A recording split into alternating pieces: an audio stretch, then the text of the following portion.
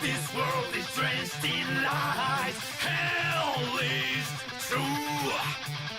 There's mere frosting on the concrete. Such a sweet disguise. Did they gouge your eyes? No way. No way. Did they rip out your ears? No way. No way. Did they crush out a throne? No way. No way. Bleeding from my wound, thou wilt not destroyed. Facing the black clouds, diving to the enemy. Light or shadow, truth lies deep inside. Master of your own soul. Facing the black clouds, awaken and be free. Stand firm, no one can see yourself. Heaven or hell, the world ignites when you rise.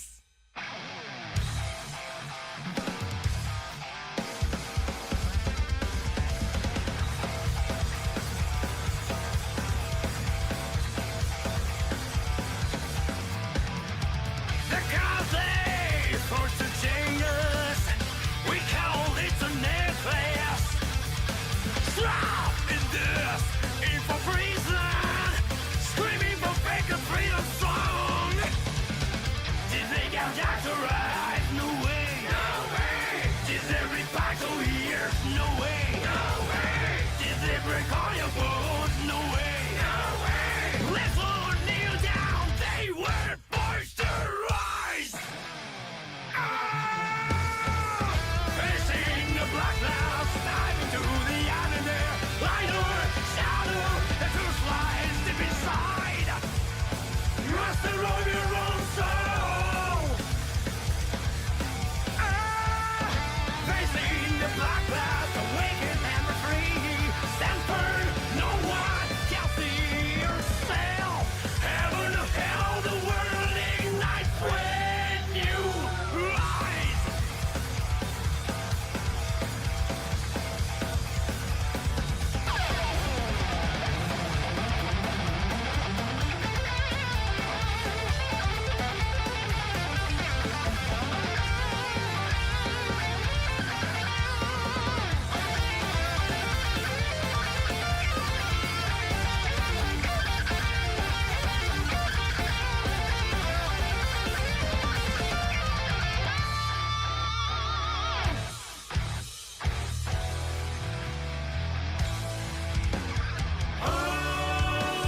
Stairs of losers' spines.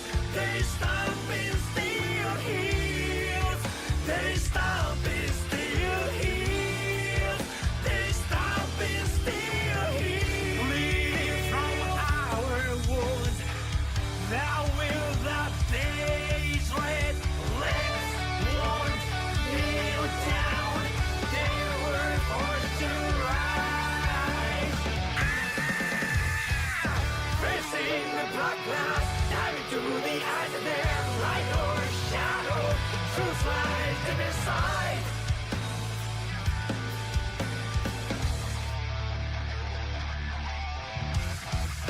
Facing the black clouds, awaken and be free. Stand firm, no one can steal yourself. Your truth scorches out my side.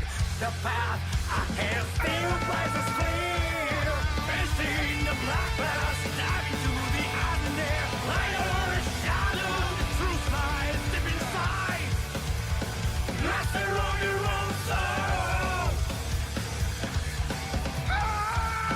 Facing the black clouds, awaken and be free.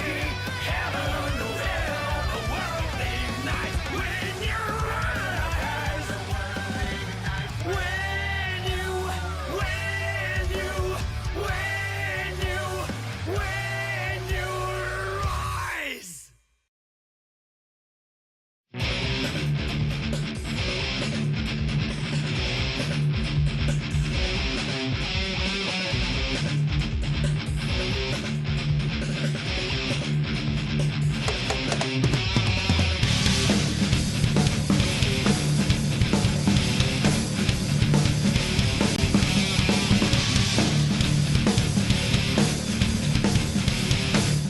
Ladies and gentlemen, welcome to another roundup of Misfit Brawl. I hope you guys are ready for a wild time here in the Den of Demons. But ladies and gentlemen, we have quite a special guest and group of guests as well. As here on commentary, I have Rushdown Resort's own with Medikit as well as Sept on the mic. But before we can get started with them, as they will carry us out through the poolside, we got to give a little special appearance for the individual in question that we're doing this event for. Angel Online, say hello to the people. Hi, people. Hello. I have a little statement I'd like to start us out with. Hi, my name is Angel Online. I'm a VTuber streaming on Twitch and YouTube. I'm a singer and a voice actor.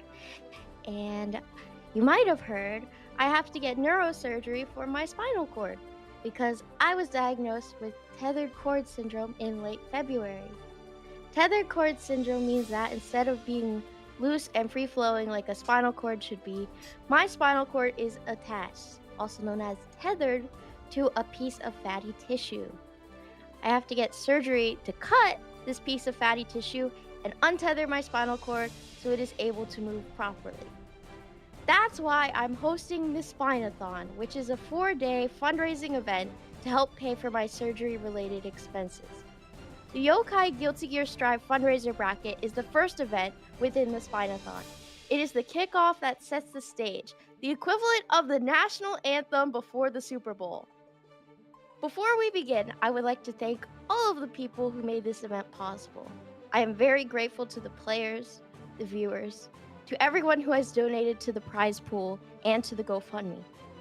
Thank you for your support. I'm also very grateful to the gaming orgs and individuals who have promoted our event. And thank you to the TOs and commentators for their time and effort. Finally, I'd like to thank Yokai for all of their hard work bringing this event to fruition. I'm saving Kappa's thank you for the end of the event. I'd also like to thank the FGC. The FGC has been a conduit for me to connect with others. I never thought I'd be able to go to an in-person event with lots of people, but the FGC provided me a place where I was included. I was able to meet up with my online friends for the first time at an FGC event. One of my first dates with my future husband was at an FGC event. The FGC has given me so many fun experiences that I treasure, and I hope the Yokai Guilty Gear Strive fundraiser bracket will be a happy memory that I can give to the FGC. It is with great joy and honor that I say thank you. Let's have fun and give it our all. This event is starting in 3, 2, 1, go! Thank you very much, Angel Online, for that beautiful introduction. As said, we are currently about to start with our Guilty Gear Strive bracket. Joined on co-coms here is Medikit. We will be leading you for the pools experience. Top 8 will be led by Kappa and Squid Pope, and that's about all I gotta say. Howdy, chat room. Now you may notice something, and that is right there at the bottom. That is the goal for the charity, the Spine-O-Thon charity event here. So make sure you do ! charity. Check that out. You know, if you're so willing, toss a few in there. Help Angel Online out as we head through today's wonderful event. Again, hosted by Yokai FGC. Now, getting on to the bracket, kind of looking at that going, Sept, I'm seeing some cicadas that are marked for stream. I am also seeing some very ominous cicadas that are marked for stream. 20 to 30 of them, actually. 20 to 30 is not that broad, actually, considering the amount that usually come in. Yeah, but like, I'd be freaking out if there's like 20 cicadas. Like in you don't think you can handle room. 20 cicadas? Maybe 20, maybe like 25 at the max. 25 at max. Wow, that's crazy. Yeah. That's a low amount of cicadas. What about bloodlusted cicadas? Can you handle bloodlusted 10 cicadas? It might depends. Am I getting speed blitzed by the cicadas? Can they move that fast? I know they're bugs, but I'm not sure if they can move fast. It's I feel like cicadas are typically pretty speedy, but regardless, gonna be having, I want to say, our first match coming up here, hopefully popping up here soon. But again, as well, I would like to remind everybody I know you saw the graphic on stream as Angel was kind of going through the explanation there of the Spine-O-Thon. But just do keep in mind that first through third place of today's event do get an exclusive sticker and all that fun stuff, some other of prizes for you. But getting headed into our first match, again, we got 20 to 30 cicadas coming up against Num7. Faust and Nago should be a fairly interesting matchup, Seth. What do you think? I agree. I'm actually very excited to see how this works out. We see some very staggering pressure here from the cicadas, but Num7 pushes their way out, starts rocking on, and pushing cicadas into the corner. Yeah, jumped right over that weight. Now we do have to play a little bit slower as that blood's starting to run a little dry, but you know, sometimes just gotta full send it, bait out that burst. You're gonna be heading into the next round with no escape option to your name. But Num7 is still in it, just needs to play maybe a little bit slower, getting counter hit by that delayed DP. Yeah, I mean, it's going to be really interesting to see how Cicadas manages the blood, especially with the new special move, which gives them access to just put it on hold for a second. But I'm going to have to see if they're more of an aggressive Nago. Oh, here we go. All right, the PayPal Pay in 4 is online. Klarna activated, trying to find that one opening. However, 20 to 30 Cicadas within that 6H, but is able to stabilize, find that 5K starter to end us off, claiming first game to their name with a wonderful showing in the Nago so far. That was a really nice first game. I like the closing out with the 5K connect, just getting ready to punish the option from number 7. But we're going to have to see if number 7 can fight back here. We're heading into the second game, some more Nago versus Faust. I believe in Faust. Honestly, I believe in Faust. I also believe in Faust. You know, from what I've seen, what I saw on Sunday, Faust has divine intervention. So I believe. That is a great way to describe it, but divine intervention won't save you from bite. And we're just getting some very nice pressure here. Trying to find a way out, just managing this blood very patiently, it seems. Yeah, trying to play a little bit back, not one Faust to really get much started, but again, pops that Klarna install. Chip damage starting to look a little bit rough here as we have that risk coming up as well.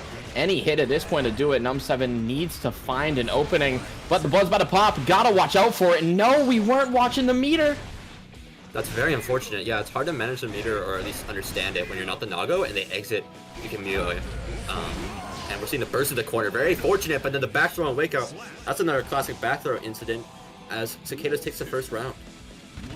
See, and this is why I was talking about I'd only be able to handle like 25 at max, right? If we're at the higher point of the 30 Cicadas, look at how well 20 to 30 Cicadas is piloting Nago. Like, I'm kind of getting scared. Yeah, I'm definitely impressed here. I like the use of the blood just to keep them in the corner. And now we're looking low on blood. Yep, another throw. The pressure is unbeatable. Find that Street Fighter 6 throw loop, spends that RC, able to find that 2K enders. 20 to 30 Cicadas putting on a show, trying to find that clean sweep. And also take a look at that bottom. We are over, I want to say it's a halfway mark there for that charity goal. Again, exclamation point charity. Check out that donation link. Help out Angel Online with that spinal surgery. Yeah, thank you to everyone who's currently rolling in with donations. It's very important that we try to raise this as high as we can to support our friend here. And we're only just here just to show off some good Guilty Gear matches that we're seeing with 20-30 Cicadas and Num7. Still gonna see if we can see a little bit of a fight back here. That burst, trying to find an opening, trying to get some momentum built up early on. But yeah, just full sends that 2H, however, because of that love, not truly able to really keep that advantage rolling. But yeah, there's that far slash, kind of finding a little bit of a spacing trap, and suddenly 20-30 Cicadas on set point. Yeah, that frame kill is really nice with the DP whiff and the bite. Good 5P clash and takes advantage, gets a nice combo going as we're heading to a bit of pressure. Good mashup with 2K. Oh wait, not going our way. However, we were able to escape corner, so I'd say honestly kind of worth it. Just gonna make sure we can keep it rolling. Either force 20-30 Cicadas, give up a ton of space, trying to find an opening, and we find the counter, but no, wasn't ready for the kind of an elongated hit stun. Not ready for that thrust to hit. That's a very huge burst as we're kind of high on blood here, and we don't have much to work with, but we're still gonna send it. I like the decision making. Seeing it tick down here. What's the neutral like?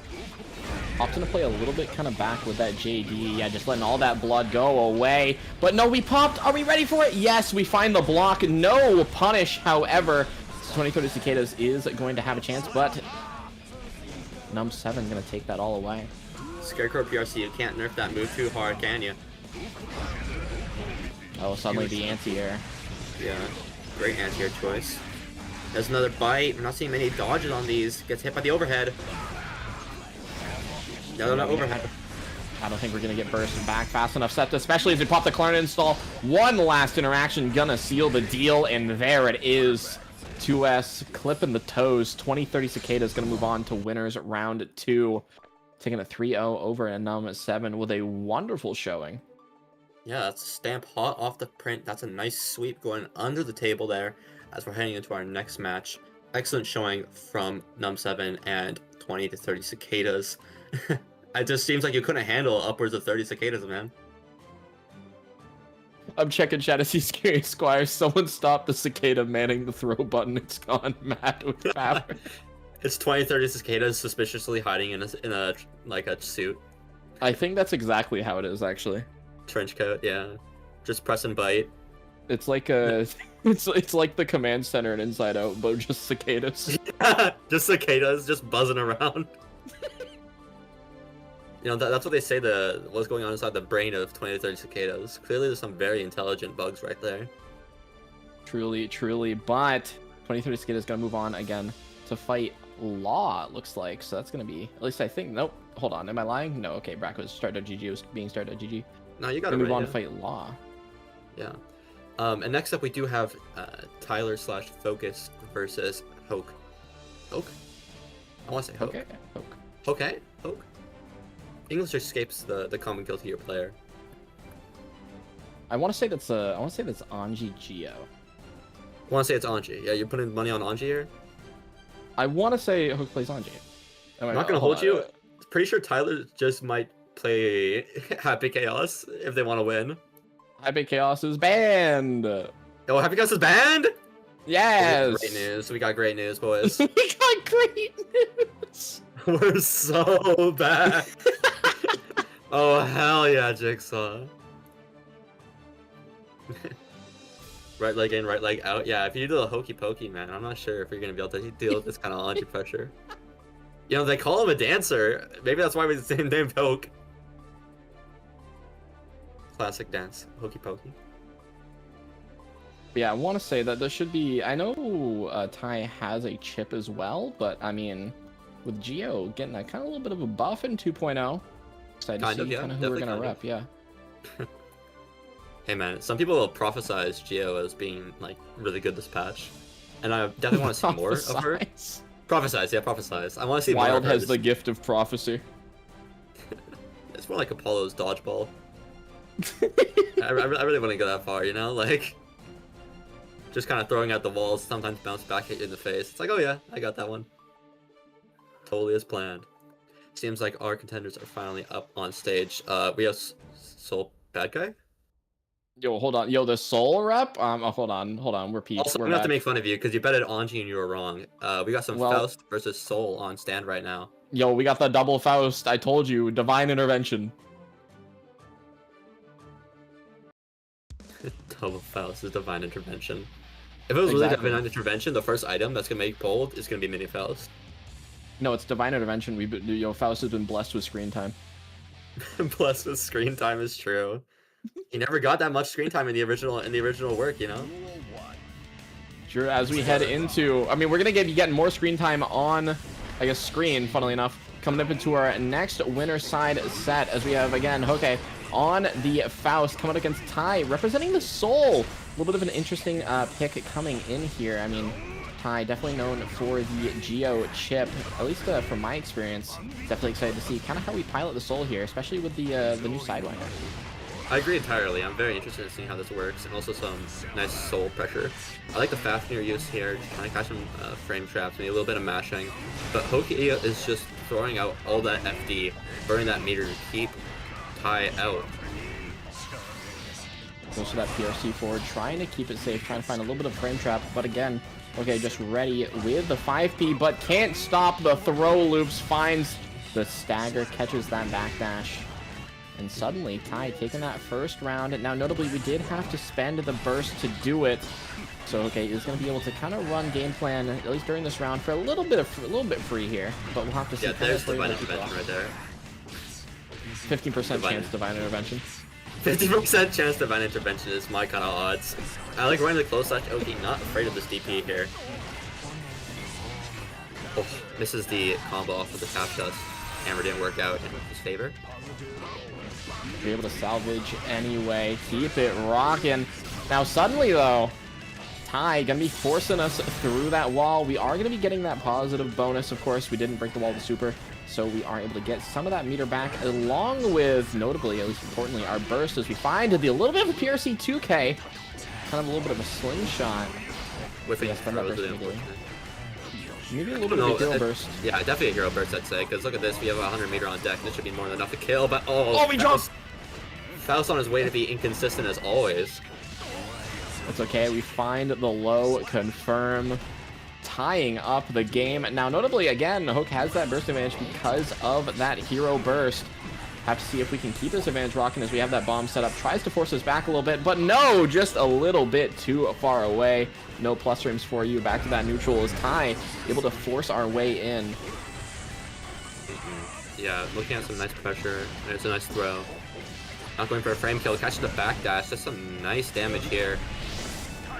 Head into some Tyrant Rave wall break action. She got so much damage there. So much damage. Yeah, just has to backdash after the factory, but no run-up item not working out for us. Got caught lacking as Tai. Gonna clean it up, hop, skip, and a jump over to game 2. Sitting in the lead, chilling out. Yeah, I mean, that was some nice soul bad guy gameplay. There's not much to comment on, really. We saw some unfortunate drops from Hoke there. Most likely just due to the inconsistencies that are present within Faust. And it's just kind of unfortunate to see. And we're gonna have to see if they can adapt in a way that can help counter this soul pressure, because we're seeing a lot of backdashes get caught. I haven't seen a single tech throw, I'm pretty sure. And it just kind of looks like you can't really deal with Ty's pressure here. It's okay. We're gonna represent throw the 5th time. I believe. All right, tries to go for that step. You know, I feel like okay heard me. You're like, all right, check this out. I hear you on comms. Just check the chat out, bro. It's awesome. Step.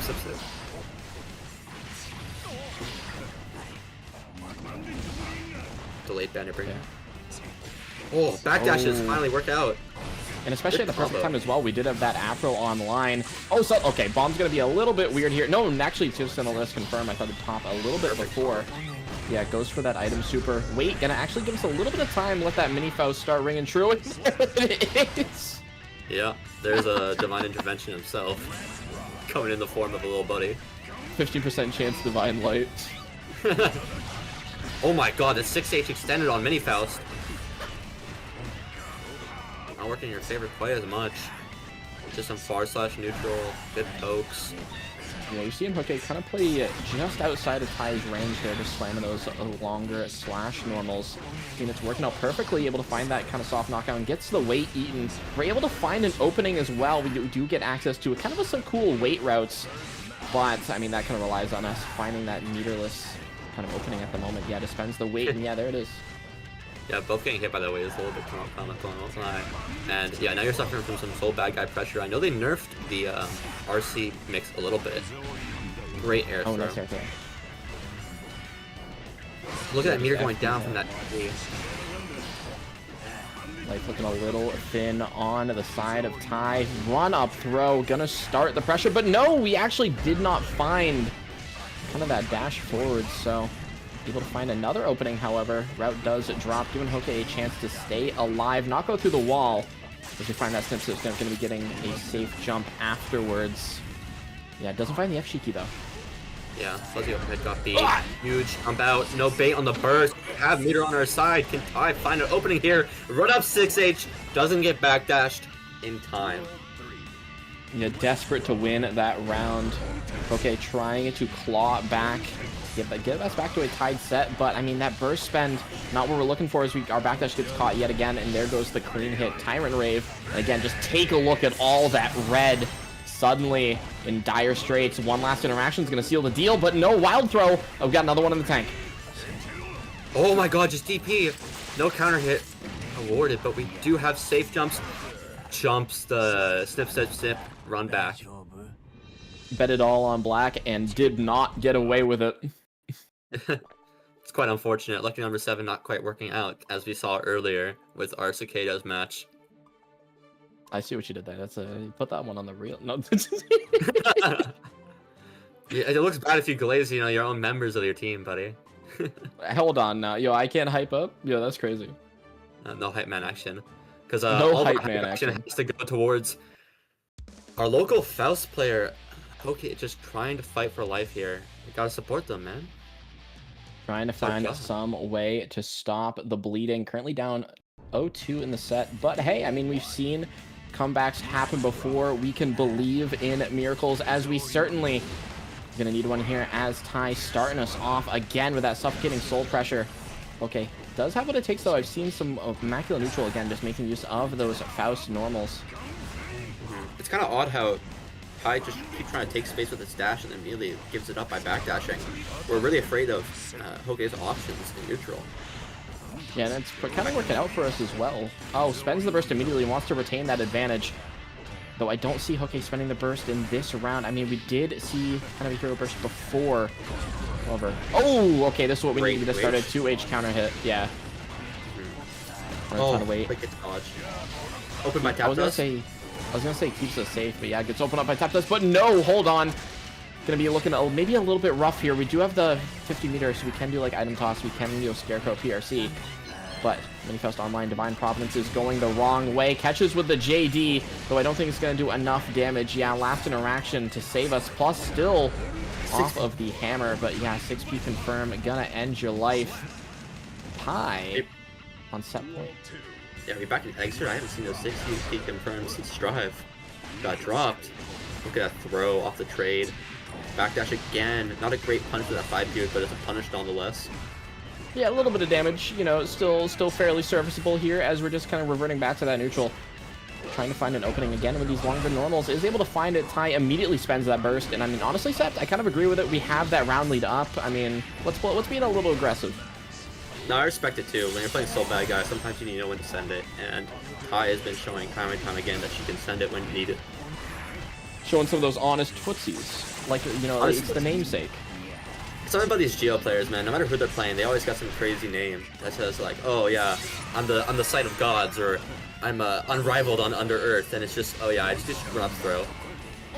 PRC burst bait is going to be able to get a fair amount of damage. Last interaction, and yeah, gets opened up by the quick gun flame. Ty going to be moving on as well to winners round 2 with a 3-0.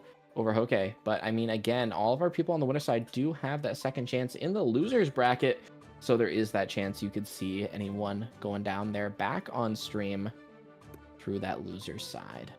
I'd like to give a shout out to Ryan Baker. I'm pretty sure I just saw drop 200 as a donation towards Angel Online's surgery here. That's just insane. People putting in that kind of money, very much appreciated. Trying to help a friend out here with this entire Spine-O-Thon, as it's called. And it's very important that we help support the people in the FGC, because FGC gives back to the FGC. It's what That's my we mentality. love to see. Yeah, the FGC also gives disgusting burst base back to the FGC, but we don't talk about that as much.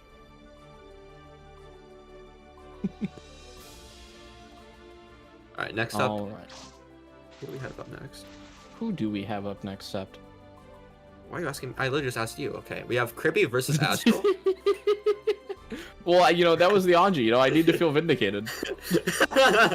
Yeah, this is the Anji we were talking about earlier. This is actually prophesized, Ty's starting to rub off on you, bro.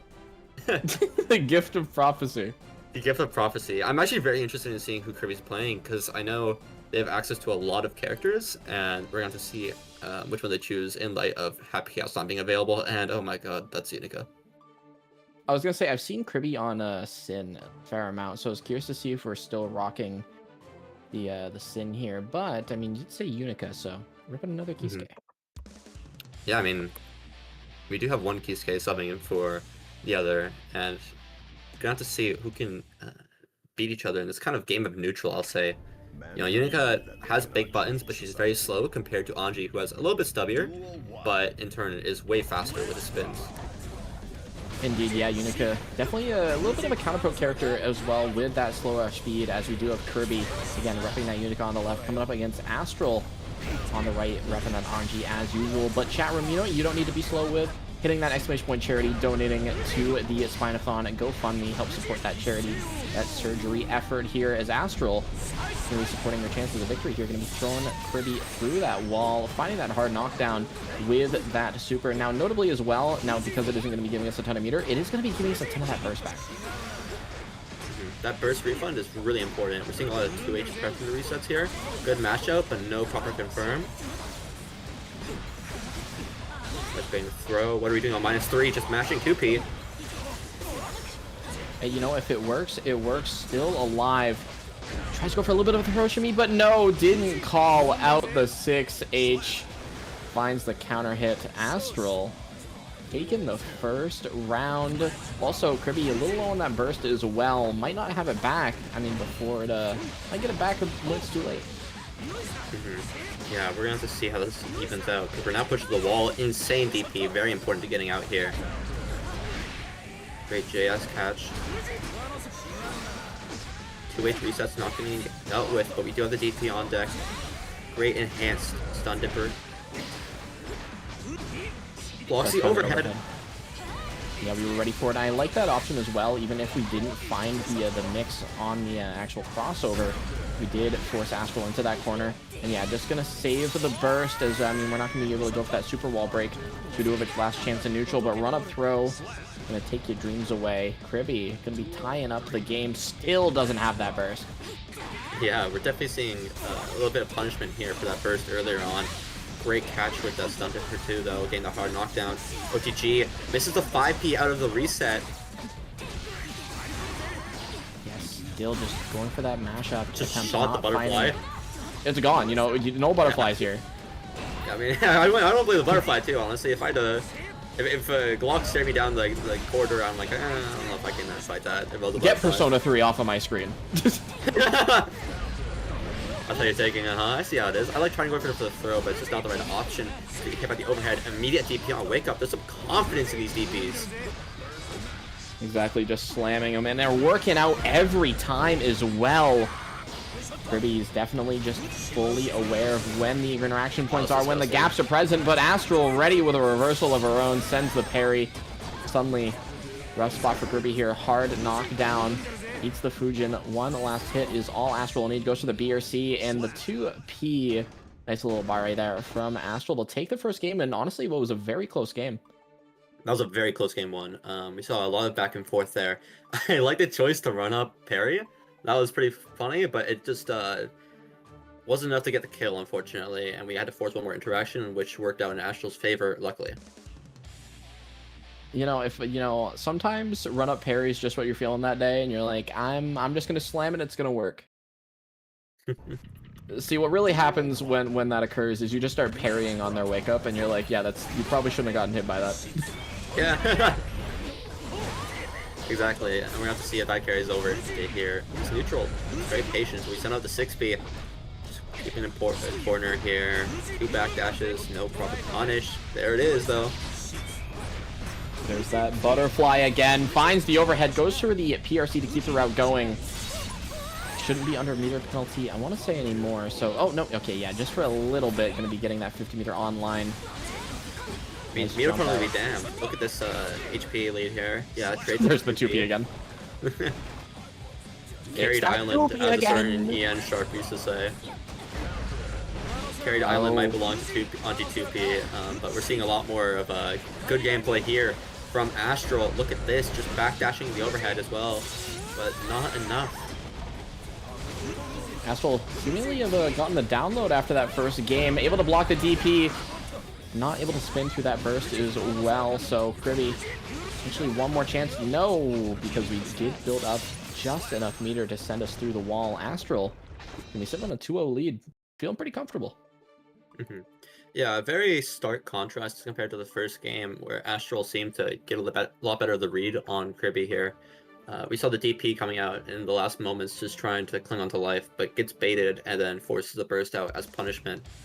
And we're just seeing a kind of momentum shift here. But we're heading into the third game. We might be able to see a little bit of signs of life here from Kribby. Unica, not a character to give up very fast. Indeed, indeed. I mean, one single interaction can definitely just snowball the whole thing Kribby's way. We'll have to see, however, if he's able to pull it off, because right now, Astral still seems to be running away with it with another wonderful shimmy. Great catch with the Jazz, but unfortunately the counter hit makes it so you can't throw there. Butterfly resets. Yeah, we're at a spacing where we can kind of just send it, chill out, not really worry about getting it smoked. But goes for the red RC, keeping the route going. No, it drops, but again, that singular 2P gonna be enough. That button giving us so much rewards, putting Astral on set point. Kribby still doesn't have that burst. Yeah, we're really working for our burst here, and just gets caught on the counter hit there. Great throw tech. 2K connects. Oh, what are we running with this Oki though is my question. There's another throw. Let's go for the 2H RTG. It does not find it. Lets Astral kind of stabilize the situation, find that side swap first. Not going to come back in time, but do end up dropping, so no wall break for us just yet. Kribby has a chance, tries to shimmy, doesn't find it. Yeah, force the burst there. Deepest run-in I've seen all set. Yeah. Okay, that's a hard knockdown. Astral has very few options, but the backdash 2P fast enough to catch Kribby on the dash up after the whiff. I probably just threw off his options a little bit, you know, not used to seeing that whiff on the JH. And that was enough to mix him up, even on his own offense, as to confirm another sweep under the rug. You know, sometimes that's how the cookie crumbles. Astral just playing incredibly heads up, incredibly strong tonight against that Unica. Going to be moving on to our top 8 qualifiers tonight. Going to be going up against Test Your Luck for that winner side position. However, looking at the rest of our bracket here, again, we got Red I Am Not up against Law in the top side of winners quarters. Then we got the winner of Lasagna Slayer and Ty going to be going up against Vortex. So there's a chance we do see that Soul Bad Guy return. And then as well, we have Totsubunger and Dark Magician should be up, you know, sometime on stream as well. Yeah, that will be our next matchup, which should be Mei versus Asuka, if I'm not misremembering here. Both very competent players, and I'm very excited to see how they fight, considering it's a very unique matchup would be the word I'd use. Now, I want to say 5H still has its active frames, I want to say. I don't remember if those got hit or not. So I feel like we could just hit 5H, and the limited amount of cubes that Asuka could throw, we could just go bye-bye. Exactly, I can totally see it. I do know that recovery got added for 5H, and a lot of Meis were struggling to deal with that change due to the presence it had in neutral before. But if there's one Mei player I would trust to adapt quickly to the new patches, it would definitely be Totsubunger. 100%. Again, Totsu having incredibly strong runs on the new patch as well already. Same with Insert. Insert as well, I want to say. Okay, Insert, interesting name. Insert sitting in losers round 3. Going to be going up against Kribby. Do you want me to compliment you too, Insert? You shouldn't have DQ'd. Insert. Wow. Yeah. Okay. I won't, because I woke up late. By the way, set your alarm, boy. Set your alarm. Where's your alarm at? Lost. We're getting near summer, but just because we're getting close to summer doesn't mean the high schoolers can take their time off and be like, oh yeah, I'm gonna wake up late. It's a 7 p.m. bracket. How do we wake up for a 7 p.m. bracket? Please, please. Sept is flabbergasted. I am. Even I have better sleep schedule than that. Just waiting for both of our players here to queue up to the stands.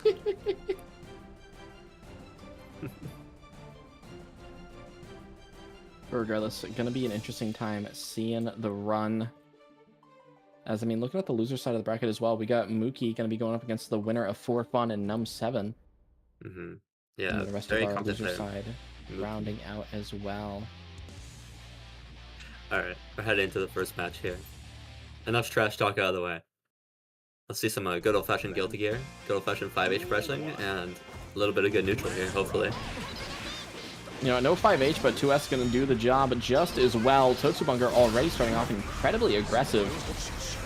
Dark Magician Girl able to find back up a little bit, trying to find time to spend that mana, and there it is. Yeah, those May slash normals definitely gonna be making Magician Girl hurt for it, as we're gonna be getting it through the wall already. Goes to that 5P wall break. I was wondering if Charge 6H was gonna be enough. I presume Charge 6H or anything else would have worked. We had empty spellcast just there connecting miraculously. This is a very bad hand though. Trying to make something work here. Very low in mana, as if we hit out actually. Yeah, Magician Girl having to play around those Asuka normals and gonna falter in the face of May Far slash Totsubunger. Gonna be taking the first round to her name, but Magician Girl starting us off in the second round. Faring a little bit better here, able to get that arpeggio set up, rolling. We do have those 2 teleports. So many bookmarks. The library must grow. The library must grow. We're gonna have to see if it burns down like a certain Alexandra library here, because we're out of mana. No more books. Checkout time has expired. Please return the books to the library or face a penalty, as we're going to be finding that Mulligan Super, getting the refresh, getting the double arpeggio. Time for some plus frames as we find that teleport as well. Suddenly, we're looking a little scary, as suddenly now we can no longer run out of mana. Yeah, I like the gravity staff so you can get the instant overhead with the JD. Great choice there from Madison. And we just see a nice dash over. Not really caring as we're heading into some nice mix. Totsubunger saying, ain't no thing, I'm just gonna do my own thing. As suddenly, Dark Magician Girl stuck in the corner. We do have that 100 meter on the side of Totsu, but falters to the ominous sphere of doom and despair, falling from the sky, tying up the game already. Yeah, and this is the potency of May right here. Great throw, by the way. Yeah, you're seeing how active those buttons were, and no mana to Dark Magician Girl's name at all. Gonna again play around with these normals, play a little bit defensive, because suddenly can go from bad to worse, as we're gonna be not confirming with the super. Oh, where's the whale at? Oh my god, the 6K to try to bait the throw? That's toxic. I like it. Has one more chance. We find, as Seth said, the overhead. Has the arpeggio, has a teleport online, has infinite mana. Welcome back, Season 4. As suddenly, so many plus frames online, goes for the overhead, is able to find the rock. Not going well. Oh, that's reps. Yeah, that's reps. That's rough. That's rough. GG's. GG, shake my hand. GG, shake my hand. We have people in chat roasting us because we say mana and mana, respectfully. I'm not gonna hold you. I don't even know which one I say. I just say whatever one just like comes out of my mouth, you know? One of these commentators is right. The other one says man. Yeah, it's like the puzzles. I tell lies, he tells truths. What I'm gonna do now is I'm just gonna start interchangeably changing the pronunciation. Yeah, I mean that's probably what I was doing before. I just didn't really. That's the option select. Is you just do both. The option select. We're gonna have to see if Totsubunger knows about this option select as we head into our second game here. The option select of saying it's like data and data. Data. Who actually says data? I don't know. I know yeah, it exists. It's like potato, but nobody actually says potato. And we're seeing that nobody actually lands some throws here. I lied! I think we found a commentator that tells only lies. Oh god, fully charged 6H, plus frames. McGee over here. If you say they made a wrestler based off plus frames, he'd be like called plus frames McGavin, plus frames Johnson. What do we think about here? No, he's called a Big Show. Oh. That's plus frames Mickey. That's crazy. I played WWE 2007. That's based. Alright, we have cubes, goes for the overhead, is able to find the burst from Totsubunger as we're backing up a little bit. Suddenly, Magician Girl out of mana but not out of options as she IADs in for the victory here. Burst looking a little rough for both of our players here, and honestly, a little bit good here. I was gonna say good for Magician Girl because now suddenly we can just slam projectiles, but May/Normal still having that potency to deal with him. Suddenly, Mana also gone, finds the Yamada-san, and suddenly looking a little worse for wear. I was gonna say, yeah. I mean, like Kozabunger probably wasn't born before 2007, but she certainly does know about these plus frames. Commentator is a LARPer. It's not WWE. You know what? You know what? You can't call commentators LARPers. I don't make the rules, I just make the rules. Okay, we're out of mana, just empty spellcast. We don't know that it's -6, baby. We don't know. Let's go. It's okay, we're chilling out. Trying to use it as a poke. Even if it is that -6, even at that spacing, still it can be safe. Yeah, that Dolphin's still gonna eat away any chance to continue that pressure as we get that 50 building as well. Totsu trying to play a little bit safer on Dolphin RPS. Okay, great block on the tap dust here. No mix available, we're out of mana. Yeah, that mana coming back to us. Seriously mixed, man. I'm hearing it right now. Okay, good. We're very low on May health here. Blocks the overhead, not miraculously, almost skillfully. PRC forward, trying to reclaim that space. We do have meter. Oh, let's no that cards. PRC down. That's No from mana. Jonathan Tene. No cards, no mana, and no health for our opponent. That's Madison taking a game. What is commentary if not LARPing? Commentary is playing Wait, I don't commentary know. is LARPing? I mean, We're live action role playing. commentary more so like sitting in the chair. No, live action role. No. Commentary is LARPing because like we're LARPing as a. Yeah, but we're not acting that way. We're them. We're not We're saying we're LARPing them. as if we are in the WWE SmackDown versus Raw 2007, like the commentator chair. I that you can fucking smash love to be in people the into. commentator chair for those. Yeah. That's like I a love to really be in the sick desk, actually. Yeah, I know. I've seen it. I've seen it, dude. I know what you're talking about. See, I'm staring at the burst coming out here from Totsu Bungers, staring at, we're just full setting at neutral. I'd be in the WWE commentary booth, you know, just the image where he's just leaning over the chair, freaking out, leaning over the desk. That'd be me right now. Yeah, I mean, you might want to lean back in there a little bit because with all this 6H, we might be getting sent straight into the commentary booth.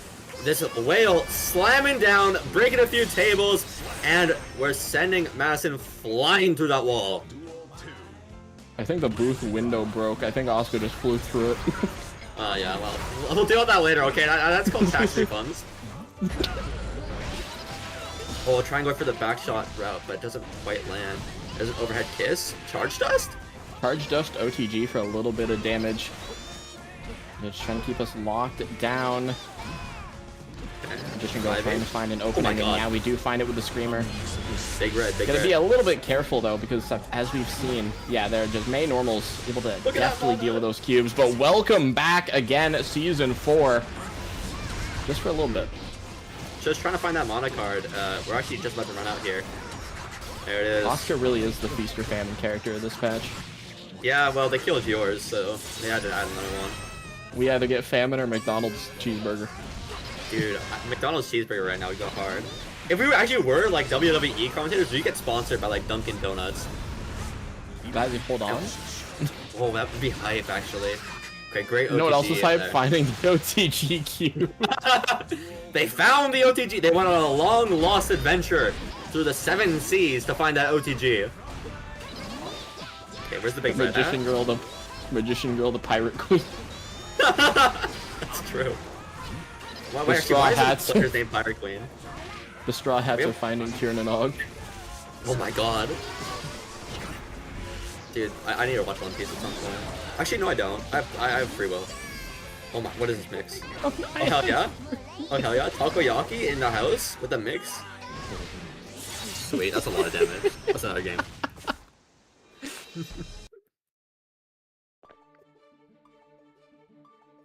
My god, that Oscar's broken in half. Thank you. Yeah, which one? It's like the bad cop, good cop dynamic, except one of us is Southern and one of us is just like city boy. Which one wants to be Southern? Want to flip a coin on it?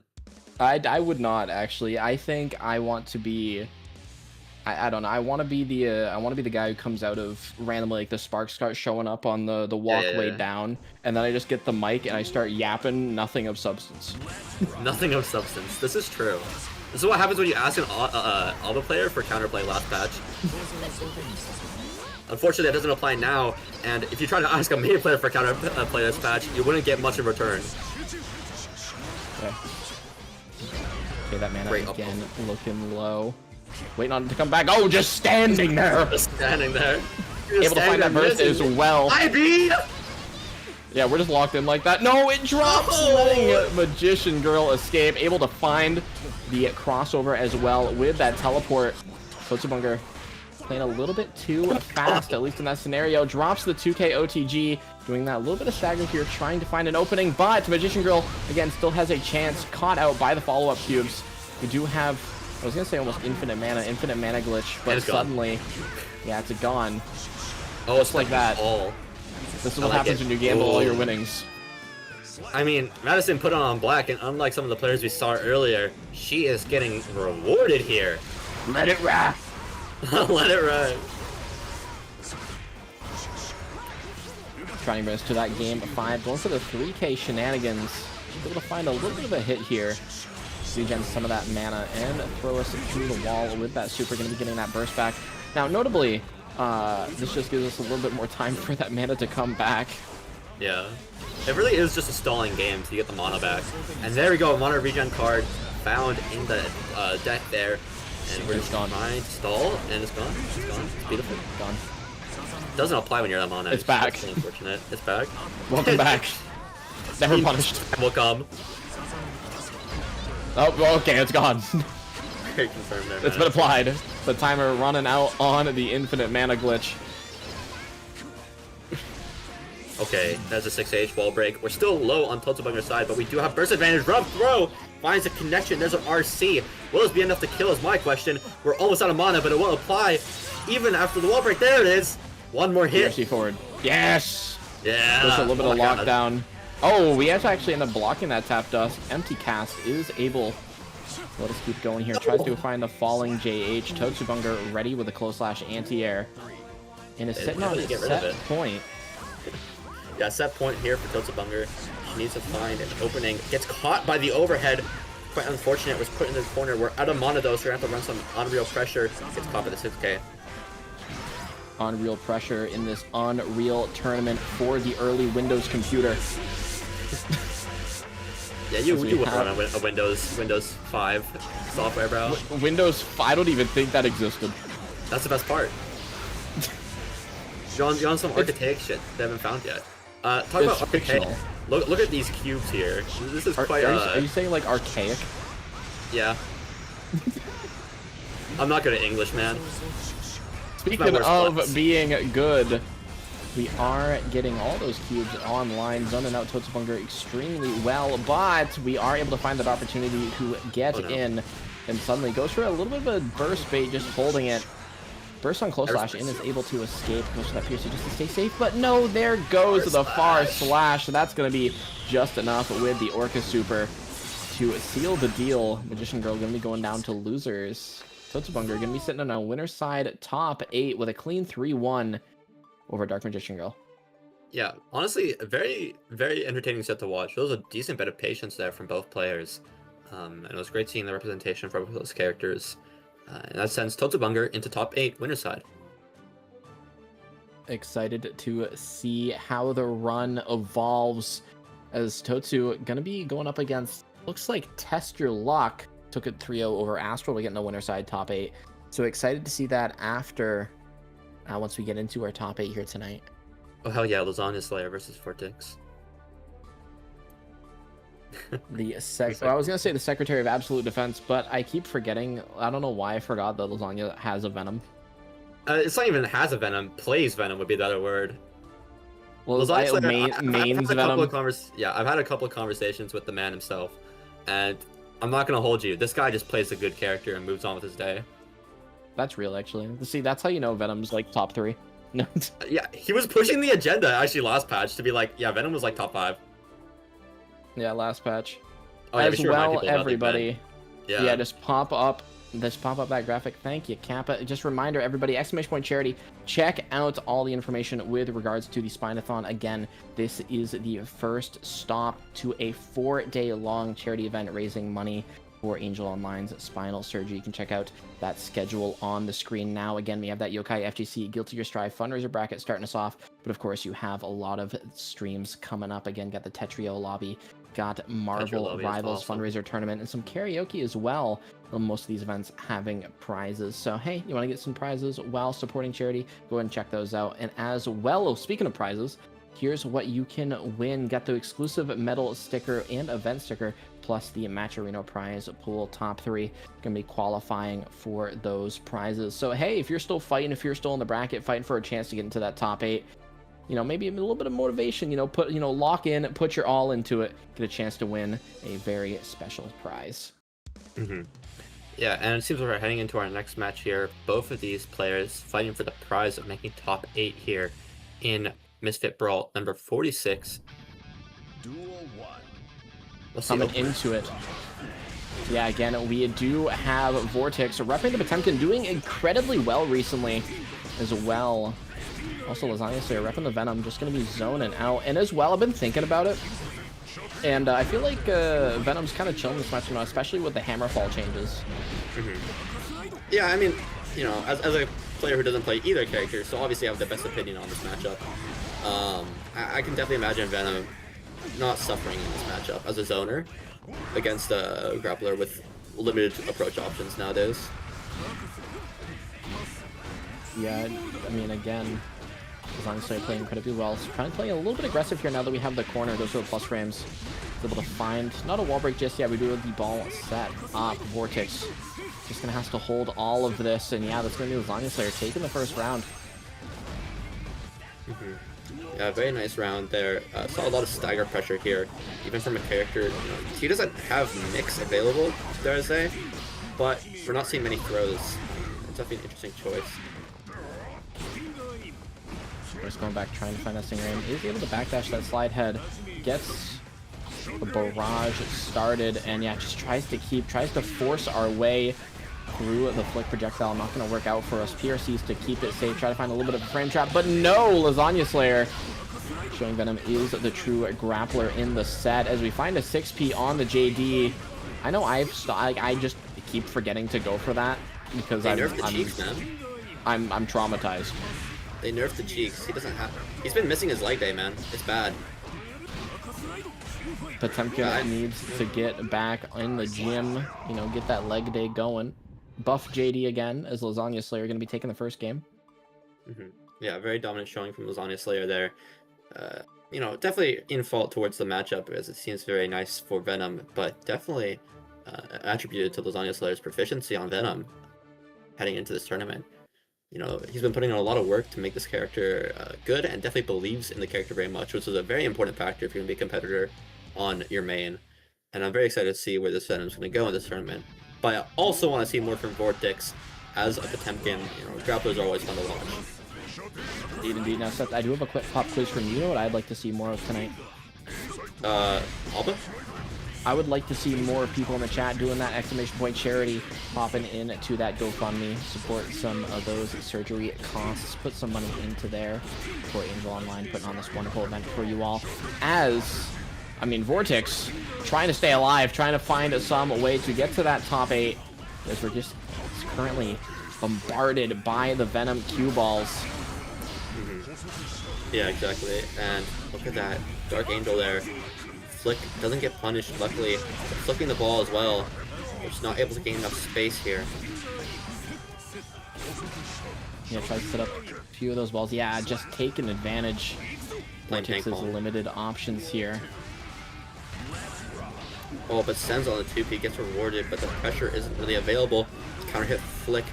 Gotta set up some kind of fake here. Tries to go for a crossover. Wants to keep pushing Lasagna Slayer into that corner. Goes for the 6H. Yeah, suddenly looking incredibly rough for us. As, yeah, now the, able to find a good confirm here, getting us started.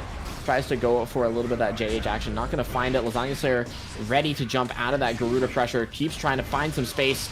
Yeah, and here it goes. The Vortex started.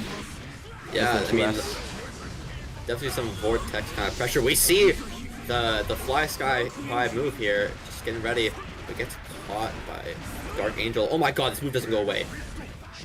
It lasts so long. I like seeing Lasagna trying to mix up the timing of the balls to beat the flick, but still gets caught.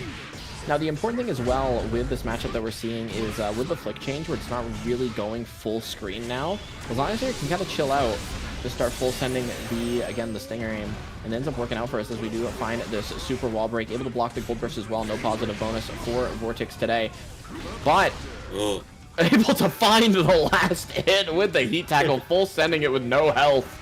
Just flying through the sky. Can you pretend that Potemkins are the night skies are like shooting stars? I could really use a hammerfall right now. I could really use a heat tackle. Alright, good catch at the far slash anti-air. Alright. New one-hit wonder band, Potemkin City, coming at you with a new hit single. Yeah, man. Trying to find that 6H again. The flick just doesn't go far enough to deal with anything right now. I feel like, you know, with the changes to 6H, I feel like we can give Pot a little bit more range on it, you know, have him do a Superman dive. Uh-huh. Yeah, maybe he can beat the Superman. This doesn't kill, no way. Yeah, last hit for, Gold Burst gets blocked again, tried to full send it, can't take any chip damage, goes for the heat tackle again, is able to find it, PRC to keep the frame trap alive, and suddenly, it's been really rough for us. Yeah, that trade gonna be going Lasagna Slayer's way, sitting 2-0 up in the set. Yeah, very unfortunate trade there for Vortex. Definitely a little bit calculated from Lasagna, not just mashing for mashing's sake. Maybe put a little bit too much of a frame trap on that 2D follow-up. All right. We got potentially one game left if Lasagna Slayer is able to keep it rocking. Duel 1. But I mean, I believe in the Vortex again. Hideo Shin. I mean, yeah, I also believe in Lasagna. I would say believe in the heart of the cards, but I would say believe in the pockets and pool balls here. They have like mythical properties. I mean, they're magic, man. Look at it. See, that's what where the Venom redesign could have gone. We could have had a pool pockets on screen, and if you hit the balls into them, you get random buffs. It's like Sin Eat. It's just Sin Eat. That's all it is. But like 7 times harder to. But like way cooler. Just don't sing the 8-ball too early, yeah? Oh, true, that actually be sick. Yeah, it's an insta-kill, but for yourself. Look at this. Trying to spam the flicks. Yeah, is able to deal with that zoning a little bit. But Lasagna Slayer starting to play kind of privy to that, just playing around it, going for a whiff punish. They just full send, able to find that JD. Now we're not going to have enough meter to RC because we did spend it. So last interaction here, potentially for both players, because you are going to have that Stinger aim. Yeah, nice punish on the heat tackle, but no full conversion. As we find the 2K. Oh, Hero Burst coming out as well. And, Please. yeah, they're good. Yeah, just going to be stuck here. Look at that, though. Emptying it all. Very patient here. Got really no meter to keep FDing though. We gotta start building it up, taking some space. Yeah, trying to wait out the recovery of the flick. Yeah, that button calling us out. Sitting on set point is Lasagna Slayer, and you'll notice that as well as that 6H counter hit gets us started, and what a massive starter for Lasagna Slayer as well. Chunking away so much health, able to find that wall break as well. Get us that 50 meters so we can get that Dark Angel back up and running. We've seen how pivotal it's been to that corner pressure. It spends the burst immediately, playing right outside of that flick range. Yeah, so some very classic zoner versus grappler here. We see the RC to keep the pressure going. I quite like the decision. What's the fuzzy option? One for double overhead. Yeah, we do a burst back online, but honestly, still incredibly rough for us. Oh, we are able to find the slide head, so suddenly, maybe the world's looking a little better for Vortex. No pop buster. And now back to the corner. What's your options here? There's the Dark Angel coming out. There's a ball above you too. You don't have any options. Gets pushed down to the ball. Yeah. Look at that. Wasn't actually ready for that variable there with the pool ball above you. And it seems like it all went according to Lasagna Slayer's planned calculations. That would be another sweep under the rug. And that puts Lasagna Slayer in top 8. GG's, shake my hands. The Dark Angel gonna take you down to losers. Of course, Vortex still has that chance on the loser side qualifiers to get to that top 8 position and, you know, have a chance for some of those exclusive prizes again.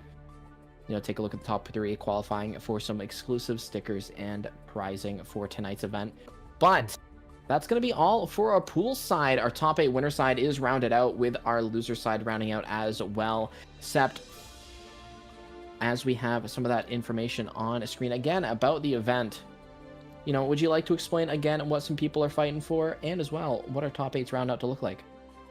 Yeah, so we're doing this event to raise money for Angel Online's spinal surgery. Very integral to ensuring that they have good health.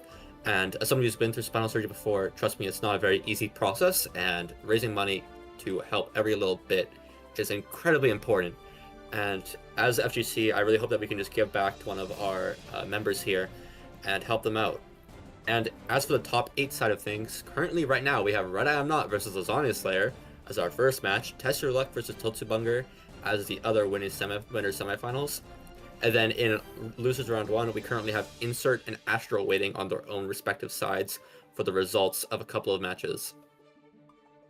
Indeed, indeed. Wonderful to see everybody fighting for a chance to get some of those prizes. Again, medals, exclusive medal sticker, event sticker, and that match arena prize pool sitting at $100 reduce. That triple digits looking nice. But regardless, that has been your Yokai Misfit Brawl pools for tonight. Been a wonderful showing here from our players, and honestly, a wonderful time commentating with you, Sept. It's been a minute. It's been a minute. It's been a minute, and I'm really happy that we've been invited out here to support Angel here. And we will be going on to top 8 after a short break, so make sure you stay tuned for that. That's going to be all for the 2 Rush members here today, and make sure you treat the other commentators nicely. Should be Kappa and Squid Pope. Make sure one of them says mana and one of them says mana, but regardless, we'll be right back.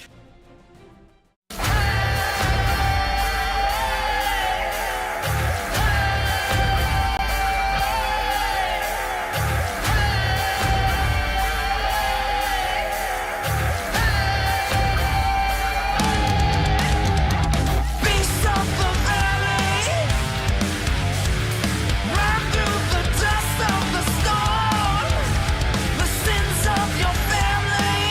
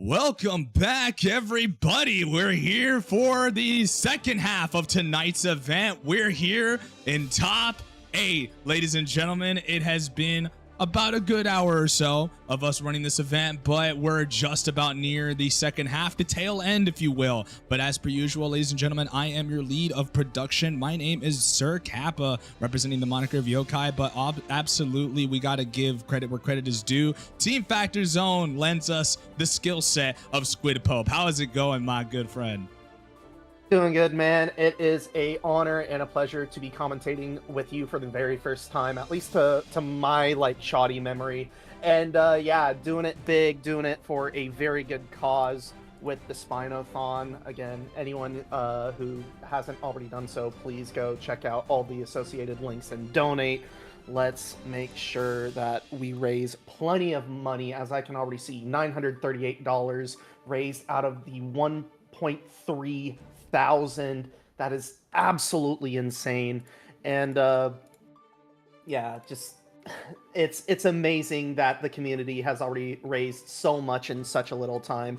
As this isn't going to be the only day of the Spine-O-Thon. Yes, this is the big one for Yokai, but I believe that tomorrow there will be there's going to be 2 more events with Angel Online hosting her own portion. They have their own. Yep. Yeah, with just a general stream as well as the Tetri.io lobby. Again, prizes with those as well.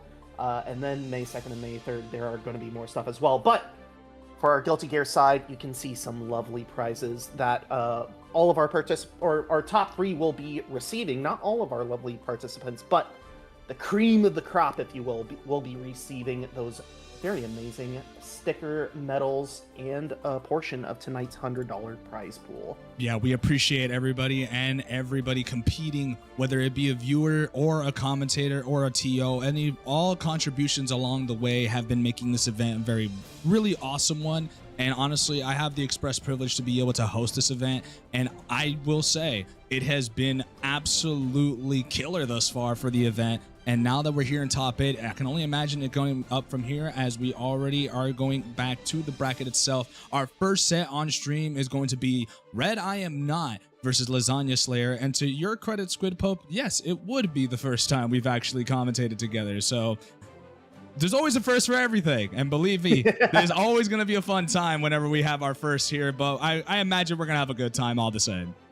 Yeah, I just wasn't 100% sure. Like, there's always something in the back of my mind that's just like, maybe I want to play it a little bit of safe. But to our bracket, Red I Am Not versus Lasagna Slayer. This could be the battle of the two gold Lewises, you know, you never know. Lasagna Slayer, I know, has been grinding out that Venom for quite a long time. Red I Am Not, also someone who does have a pocket character, at least in the past, did play a little bit of Nagariyuki before putting the sword away and pulling back out the coffin as the main, so it'll be interesting to see who picks whom. Yeah, that's always the important thing to know, is that both players have a handful of characters to really pull from. And for one, we already know that for sure that Lasagna Slayer is going to be rocking out on the Venom, as it seems like he definitely doesn't want to be playing the mirror. Historically speaking, as in his own words, they do not have the greatest track record into Luca's Gold Lewis, and as of lately, even Luca's been having a bit of trouble whenever they come across each other with that Venom. But so far, it's a matter of what can you do on the day. It's not a matter of history speaking on itself. It's a matter of what can you do when the pressure is on and when the set begins, as Red I Am Not already gaining first blood and gaining leverage in the opening gates of the set. Yeah, Lasagna Slayer feeling the need to burst immediately and reestablish that spacing, but now trying to play a little bit of this stinger long-range game, but Red I Am Not, great job reclosing distance and putting Lasagna Slayer in the corner. In that corner is always a very detrimental place to be, especially a character that doesn't have any defensive options like Lasagna Slayer is playing, and Red I Am Not really bullying Venom all over the corner. Now we're starting into round number 2, and Lasagna Slayer gonna have to play a little bit of catch-up. Yeah, and Red I Am Not immediately reminding Lasagna Slayer, hey, I've got a zoning option as well. I mean, it did get a little bit nerfed recently with the fact that you now have to spend more minimum bullets than previously, but we're calling down the thunder, we're bringing Lasagna Slayer close, and Red I Am Not just trying to run this game plan. 100 meter on deck. Yes, you do want to spend that YRC to at least put a little bit of distance, and the best part about it is with a character like Venom, you know, generates a lot of meter off of just basic zoning. He's going to cash it all in to go from one side of the screen to the next, and he also guarantees this wall break with a pretty sizable chunk of damage. Positive bonus is going to be rolling on in, but that tension penalty is a problem. Burn it down to call from the heavens above gets opened up by the overhead behemoth. Yeah, just unfortunately unable to link it there, and Lasagna Slayer, calm, cool, and collected, able to find the opening hit to close that out. Now, resources even on both sides. Good backdash to dodge the button. Red I Am Not, yeah, just feels the need to spend first, put Lasagna Slayer in the corner. Lasagna Slayer, good pokes. I'll try to send out the ball set, but it got opened up by the Skyfish, and it gave Lasagna Slayer a little bit of necessity to be able to go for the burst, but I Am Not just going to try and close on in, but the Dark Angel really controlling the neutral and using the ball set from above to also be able to gauge the airspace just in case. Robo-Kai a little too slow on the missile. However, the forward throw does mean that Lasagna Slayer still in an advantageous position. Red I Am Not just looking for an opening, not finding it just yet, is going to have one opportunity to get back into this, but swinging. Oh, good save with the PRC. That's not enough. Yeah, it got shipped out right at the end. You could block all day long, but the important thing is, were you able to block out whatever damage was done on ship? That's the important part here. And Lasagna Slayer really going to show that the proficiency on the Venom has since skyrocketed. You know, when they first played it out like a few Misfit brawls ago, they were roughly even when it came to the Venom versus the Gold Lewis, but this was a different time when these characters were on the weaker side of things in their own respective designs. Now we're here again, and it's a whole different ball game now, like quite literally and figuratively, no pun intended. Both characters got a little bit of love and a little bit of juice going into this 2.0 version. No character change just yet, however. I would not be surprised if Red did feel the need to pull out the Samurai Sword, but right now it is cue balls versus coffins. It's Lasagna Slayer so far running the game plan. Red I Am Not getting opened up, going to be sent through the wall, lickety split. That hard knockdown definitely providing quite a lot of possibilities, but that tension penalty on the positive bonus does kind of hamper that ability to snowball, and Red I Am Not takes full liberties at the expense of Lasagna Slayer to get on in and close the gap. Yeah, I think at this point, Red I Am Not just looking to price Lasagna Slayer into forcing out burst, but unfortunately in a position where their own burst has to come out to stay in this round. Lasagna Slayer, good defense so far, just gets opened up there and now stuck in the corner. Wait a minute. Definitely didn't want to deal with yet another Behemoth Typhoon structural offense. We are going to back away, try to jump on over, but Lasagna Slayer cutting out the airways. Did we get the throw into the air combo? No, not quite. We just managed to chip out enough damage from the throw. A little bit of help from yours truly with RoboKai. Absolutely, RoboKai, the great MVP there in that round, but now Lasagna Slayer, so far so good, already almost half health gone from the big character of Gold Lewis. Red I Am Not just looking for an opening right now, but got to deal with Dark Angel. Yeah, I feel like we've seen Dark Angel about like 6 times in the span of a few minutes. Right? Lasagna Slayer just generating so much meter off of so many straight hits and just so much screen presence, utilizing a lot of the stinger aims, a lot of the ball sets as well, and just interacting with the cue balls. But Red I Am Not just needs one good hit to match that output. Catching an extended hurt box, I believe, and now Red I Am Not, golden opportunity to try and get back into this, but Lasagna Slayer just shutting it down, dragging Red I Am Not all the way to the left side of the screen. Red I Am Not, good jump out now, structuring offense, catches Lasagna Slayer, pressing. Are you dead? Wait, hold on. You're not quite dead, but with these rotations, full rotation off down with the system, you were far enough away that the drones weren't able to come up with you, but great fuzzy backdash from Lasagna Slayer. Even though he's on the Venom, he still has that knowledge in the back foot. Red I Am Not sending out that cheeky 6P, evening things out in the rounds. Resources once again even heading into the final round. Lasagna Slayer, an early burst coming out. Red I Am Not trying to keep Lasagna Slayer locked down. I love this use of the carcass raid, right? Just fill up the screen with as many cue balls as possible and make it difficult for Red I Am Not to just play. And even better, with the amount of cue balls you can interact with, that's just free meter. Lasagna Slayer now gonna have to be able to leverage his health bar because Red I Am Not has that ability to control the screen at this moment in time. Yet another Dark Angel, and we actually managed to connect this time. No PRC backup to make that swing safe, and Lasagna Slayer just tripping up Red I Am Not here and there, but this hit will most certainly spell Lasagna Slayer's doom. Red I Am Not ties up 1-1 thanks to the minigun. Yeah, sometimes you gotta pull out the big iron for these occasions, man. You can't let a man just pull out a pool cue and shoot you down like a dog in the street. You gotta show him where the big guns lie. And Red I Am Not playing the Secretary of Absolute Defense. That individual is not one to be bargained for. You've got to be able to hold your own if you're gonna be going up against a Titan of this caliber. Oh yeah, no doubt, no doubt. But yeah, that game at the very end could have gone either way. Just ended up being Red I Am Not's time there, able to get the final hit. Now, as we head into Game 3, Lasagna Slayer, Gold Burst, finds its mark. Red I Am Not just going to look to try and shut down Lasagna Slayer here. Look at all these cue balls off the carcass raid. All the balls are just traveling at such a great horizontal range. We're just letting these Behemoth Typhoons slide over and over again. And though trying as he might, Lasagna Slayer trying to get to the airspace but gets clipped. And look at where his health bar is at.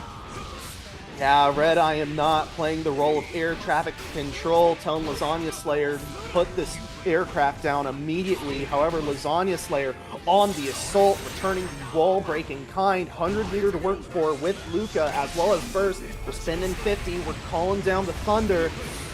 Ooh, that was really risky trying to go for that YRC, especially when Burn It Down was still active. And guess what? We go for double in this household.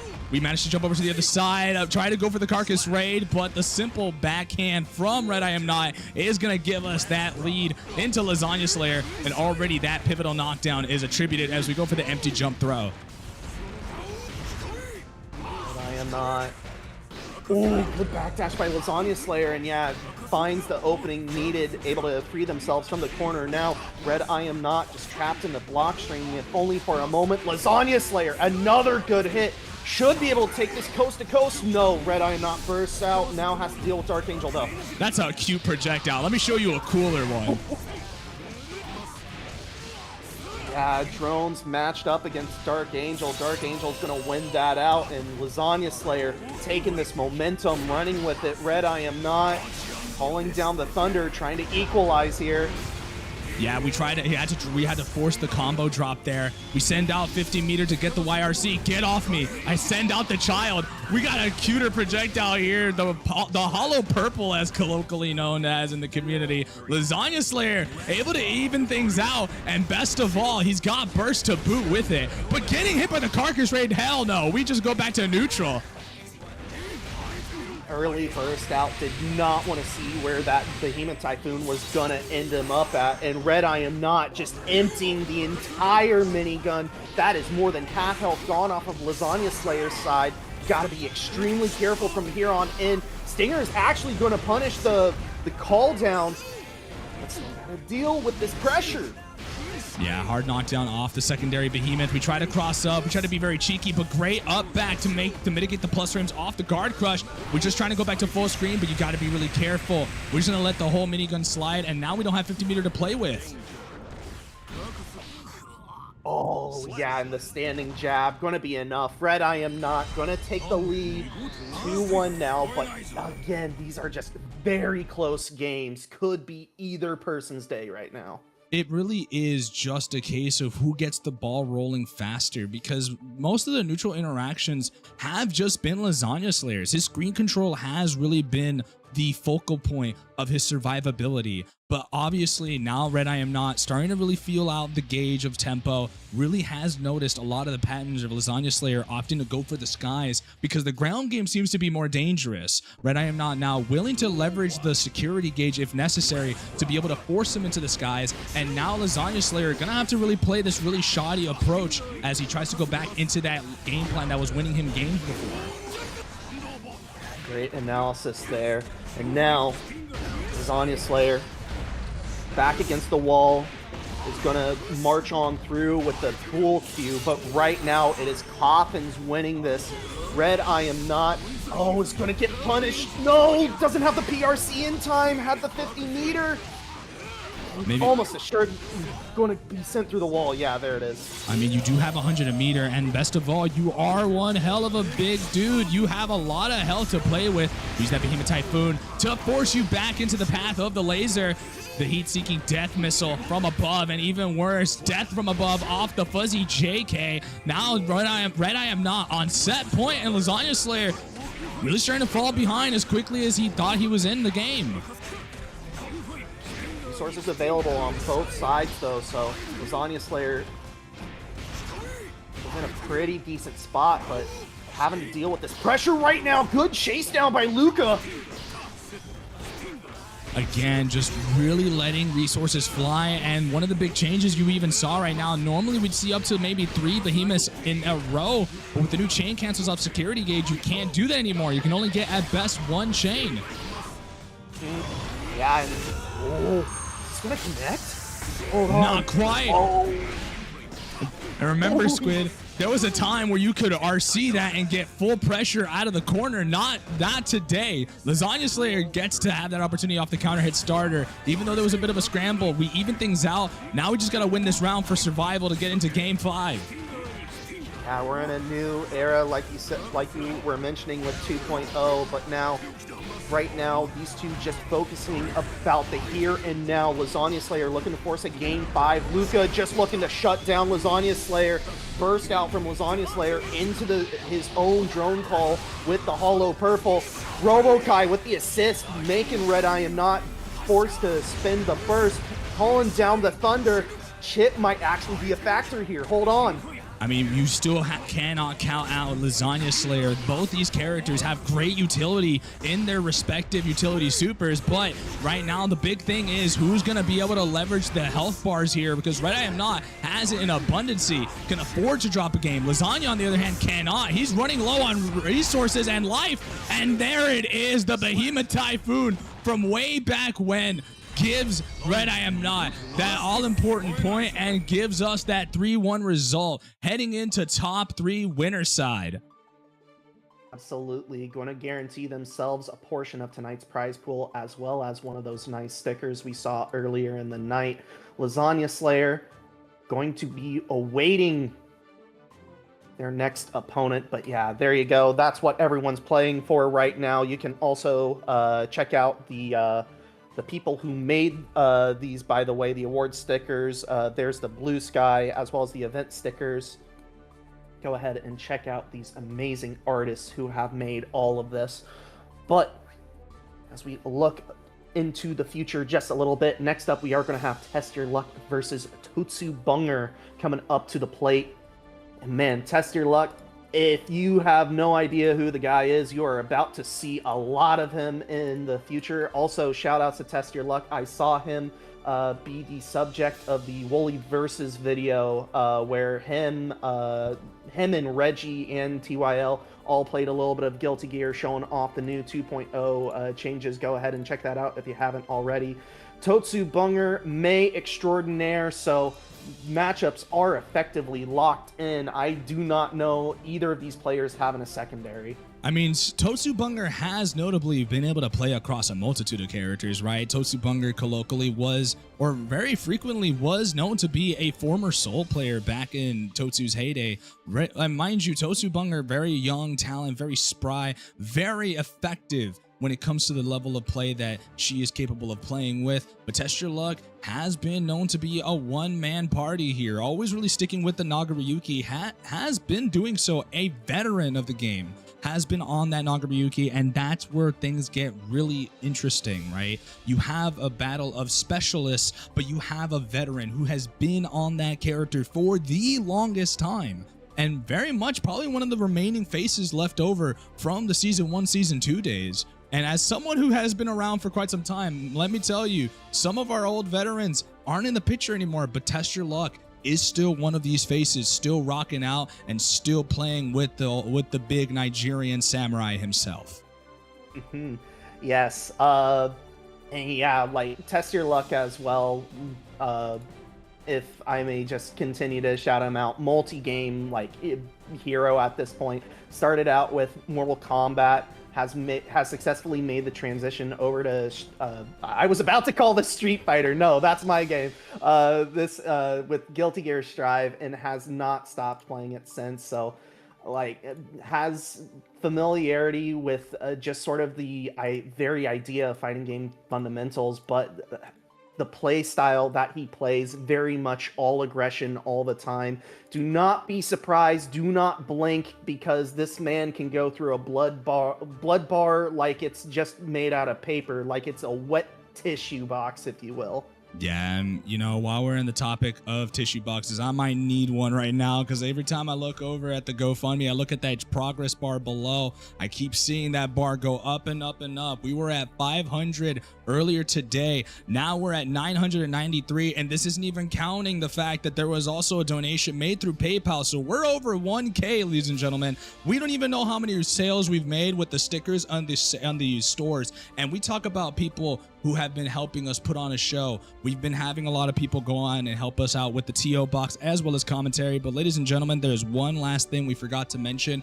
We have merch that Angel Online is running through the Redbubble, but in addition to that, Masher's Own have effectively worked in collaboration with Yokai to be able to get stickers out as well, to be able to get the Spine-O-Thon merch all across the board. The proceedings will go to the contributions of the fundraiser itself, all of that accumulating to what is necessary for surgical funds. As we mentioned again, the Spine-O-Thon is a huge deal, not only just to a person individually, but also just important as a collective of groups of people who we've been through hard times. We're oftentimes very divided, but the fact that we're able to come together for such a great and powerful cause to give someone the quality of life that they so desperately deserve, especially in such a difficult time of their lives, just that ability to have that hope, that's what we want to instill. That's what Yokai has always been, the center of community. And for someone like me who's been around for the last 11 years, I have never been more proud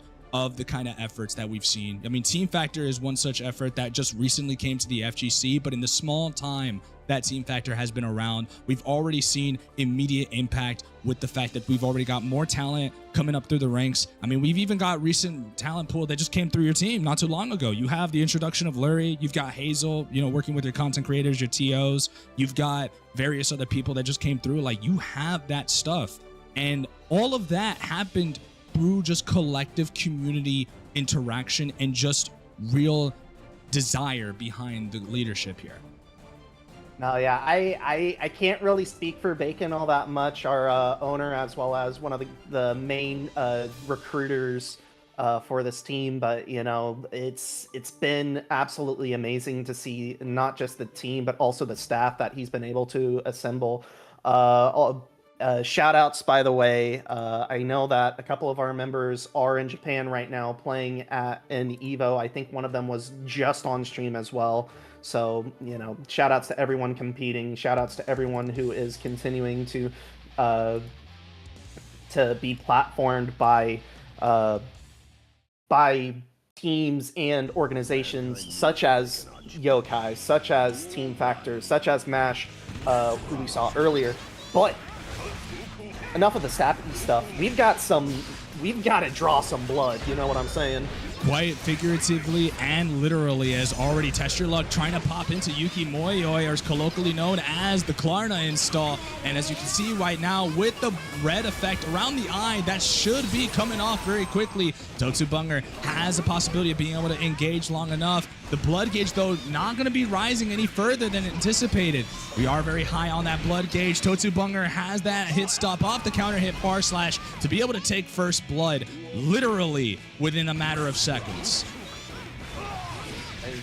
Win quick or die quick is kind of the motto of Test Your Luck with how he plays.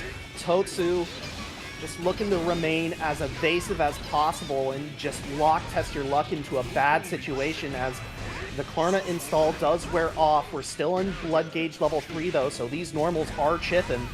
Yeah, and that's the thing you got to be really careful about, right? With so much damage on the table, especially Test Your Luck has been known to be a very high octane level player. You cannot afford to let any little small interaction pass you by. He will make the most out of even the tiniest of infractions. And worst of all, you cannot afford to be making that mistake as Test Your Luck either, though, because he's always been known to fly close to the sun. But much like Icarus, you may burn your wings along the process. Totsubunger gonna get that first game, but usually these first games are always a feeling out process when you get to this level of play.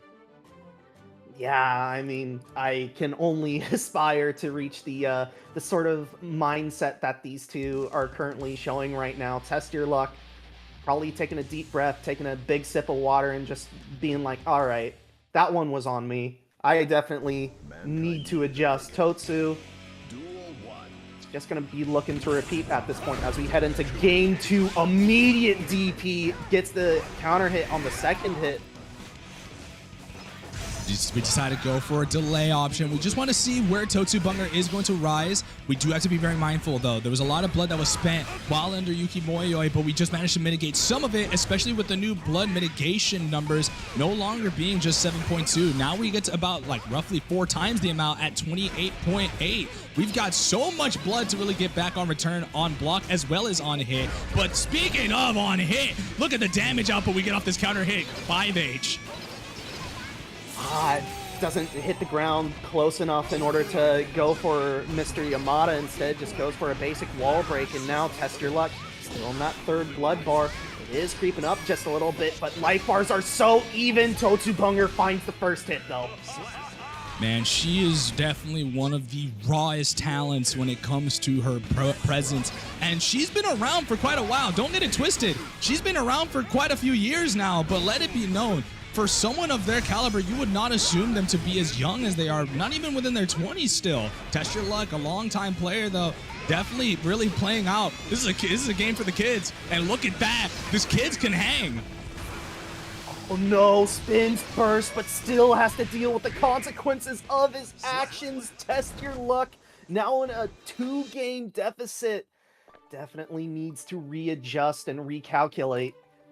That's the concerning part of what Test Your Luck's game plan ends up being, right? Now, this isn't as high octane as how Tashi's would be, but definitely up there in terms of the very high pressure, aggressive, really fast-paced offense. And though it can be very successful in being able to catch a lot of players, the big problem comes when you play against a player who has the knowledge, has the capacity to really play around these tools. And for Totsubunger, you imagine that's going to be something that even in a matchup like this, where Mace like just naturally suffers due to the leverage of being able to control the screen, one bad mistake will really ruin your day. Right. A lot of neutral being played here. Test Your Luck already down burst. Totsu, good conversion. Should be able to get wall with this. Does. Yeah, Test Your Luck. One touch away from being on their final round. Every single time, Squid. Every time Test Your Luck has tried to even represent or even think about using that move, Totsubunger is already on the move. She was already on top of that, using what minimal gap she had present, and goes for a big punish every time. Now Test Your Luck able to mitigate some of that blood. First time we've actually been able to see that BSU be represented, even in the set. So tense right now, but Test Your Luck finally starting to get the ball rolling in their favor. Totsubunger stuck against the corner, but finds the opening, able to make their way to mid-screen. These IBs are so potent and so precise. Oftentimes you do want to be very careful and you have to string into it, but look at the amount of damage you get. Able to block out the overhead, blocks out the low as well, recognizing the difference between the two, but still one little jab with the palm will be able to put Test Your Luck in a state of survivability. Signs of life from Test Your Luck, but still has to pull through. Totsu, good defense so far. Yeah, good job recognizing when you can escape from the corner, but Test Your Luck still in a very dominant position. Wait a minute, the credit card hasn't been maxed. No, just barely not. Just a bit of interest from that Yuki Moyo. He still has a lot of health to play with, but gonna get crossed over by that J2H. Look at that, a little bit of shimmy work, and we are gonna go for the Yamada back hit combo. We're gonna be able to do the max amount of damage, but unfortunately for Totsu, that is not gonna be the most appropriate situation to be in. Get that 2H off, one good interaction will do it, but the Goldbergs get set! I am on the edge of my seat right now. Totsu has to be careful of any normal chipping out, but finds the hit with the forward dolphin. Converts into the kill. It is a clean sheet for Totsu. Gonna be moving on to face Red I Am Not. Definitely was a chaotic mess of a set there, but nonetheless, we were able to get some real good games rolling in our favor. Really solid work all around, but man, you got to give it up for Totsu. Really brought the fight to Test Your Luck. He was starting to really pick up the habits there, really get into his mojo. But the thing that really works so well is that Totsu's ability to just really restrict a lot of his movement made it so difficult to even get into that flow state that he always is accustomed to, very reputable for. But nonetheless, he still has that safety net. He was in Winterside, so he has the capacity to still come back. I mean, who wouldn't want to, man? Getting that top 3 cut, not only do you get a little bit of money, you get a little bit of merch alongside that for free. You get these vouchers, as I already mentioned, from the Spine-O-Thon. I will throw them up for the one time. If you can see them right there, these are exclusive to just this event for now. But ladies and gentlemen, if things go well like I hope they do, who knows? Maybe after the recovery process has been done, we may see them yet again. Yes, indeedy, and yeah, if I was in any of our players' position right now, I'm going for that gold. You know, that very nice sticker. Put it on my arcade stick. You know, just be able to show it off at the local. Yeah, it would definitely be a fun time for sure.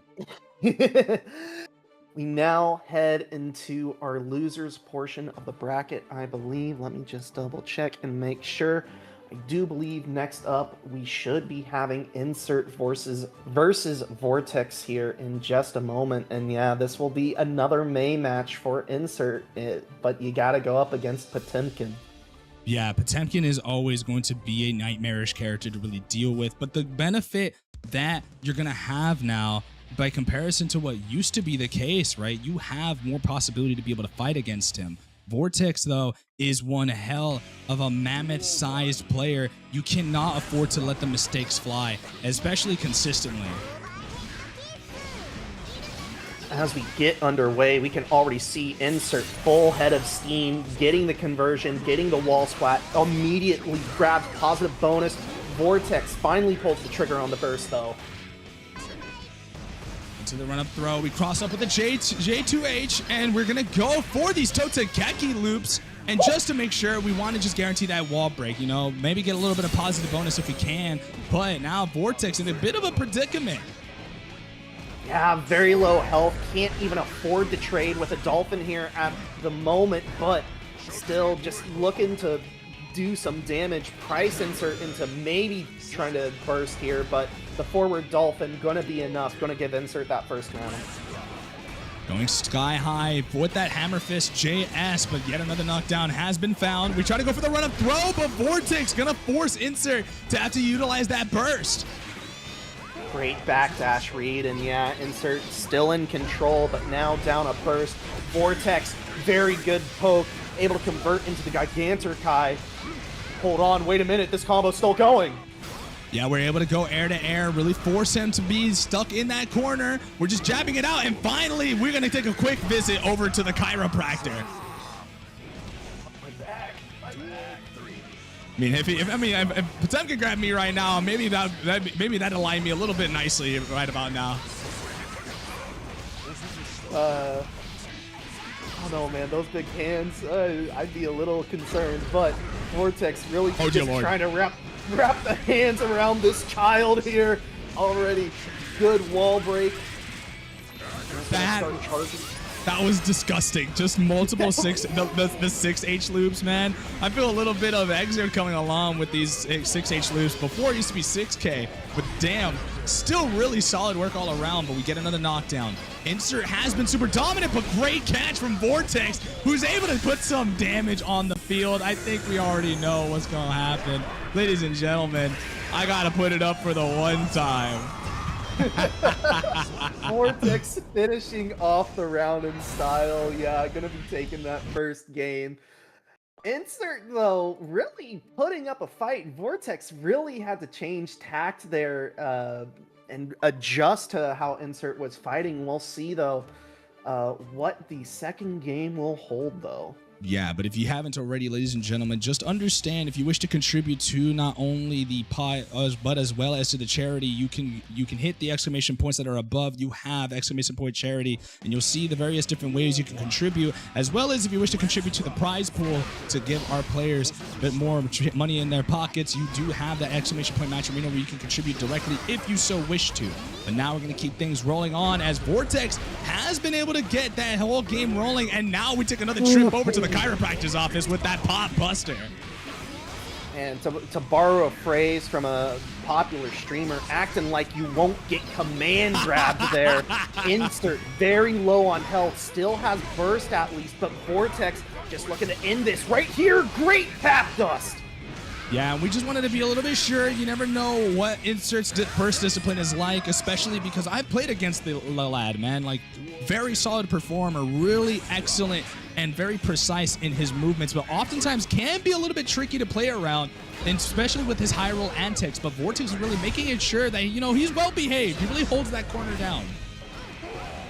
I'm not sure what Flick just grabbed there right there, but Vortex trying to go for another cheeky one. Insert smelling it out.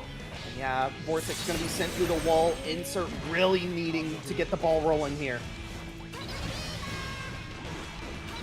We go for the run up. We try to do with the fake split there, but Insert going to get caught out, and even worse, right? Just in case the burst was applicable, we go for the double burst bait. That might end up costing us, though. Gold burst has been played out. Positive bonus rolling on in, but Insert has the capacity to be able to cash it all in, to go from one side to the next. Yet another backdash, and this time, Squid Pope, try as you might. There's always thirds, and Insert going to be going down yet another game. Oh man, Vortex definitely looking to break the what in the past has been a pattern of Totsubunger and Testier, or my apologies, Totsubunger and Insert having to face each other in tournaments like this. Vortex just trying to break this demonic pattern that these two have been locked in for a while.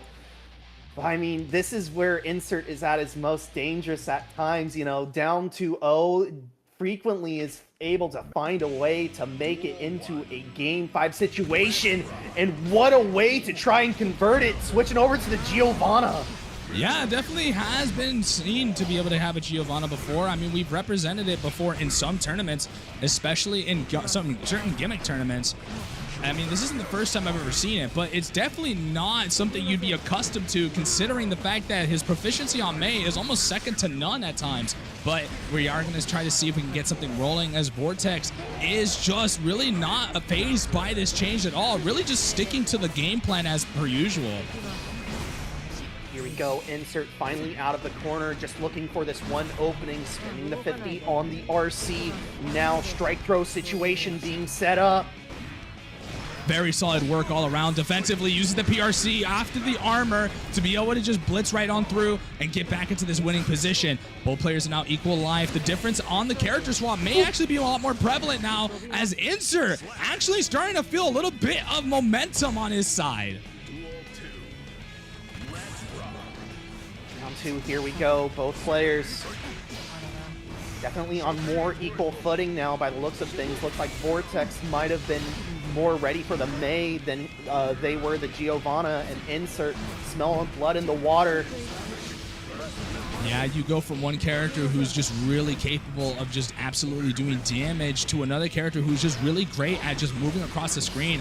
And Insert having the benefit of also just amazing potent tools that hit low. Multi-hitting moves against Potemkin is a nightmare. Reversal Windstorm, unable to catch the PRC, and yeah, Vortex, the full charge dust. Insert not going to pull the trigger on the burst, instead going to take it with them into what is potentially the final round of this set.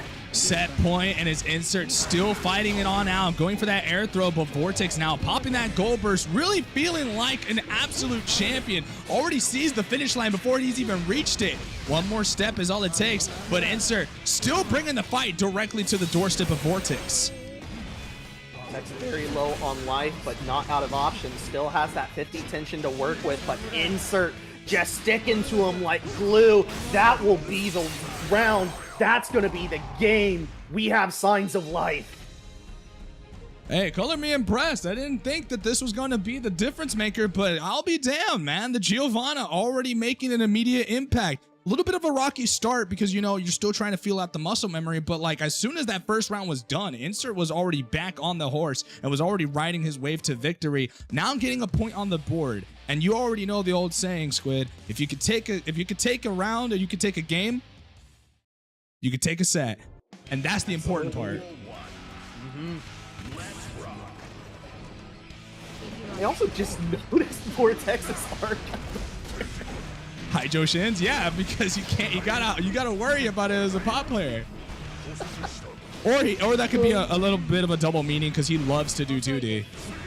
Absolutely. Well, we can see now Vortex seemingly has their feet now from under them. They've got the shin guards on. Insert now facing down elimination. Try to dash up 2H a little bit too far to be able to confirm into that, but we are going to let that gold burst fly. Try to go for a full confirm, but Vortex was a little bit too high for his troubles. Burst now gone from both sides, so any hit is going to be absolutely massive. Insert just looking for the opening, but Vortex ironclad defense finds their way out. And yeah, it spins the Gigantic for the wall break. There it is. Just gonna guts crush, push further on. We do attribute some burst back to Insert, which does give him an opportunity, but is it too little too late? That's the question. He tries to go for the whip punish on that with 5K. Gonna hit that tap dust yet again, but I imagine for Vortex, this is all right. We have meter, we can handle the reset. Absolutely, and Insert's just probably looking for an opportunity to sneak in a gold burst somewhere and get these percentage bonuses back.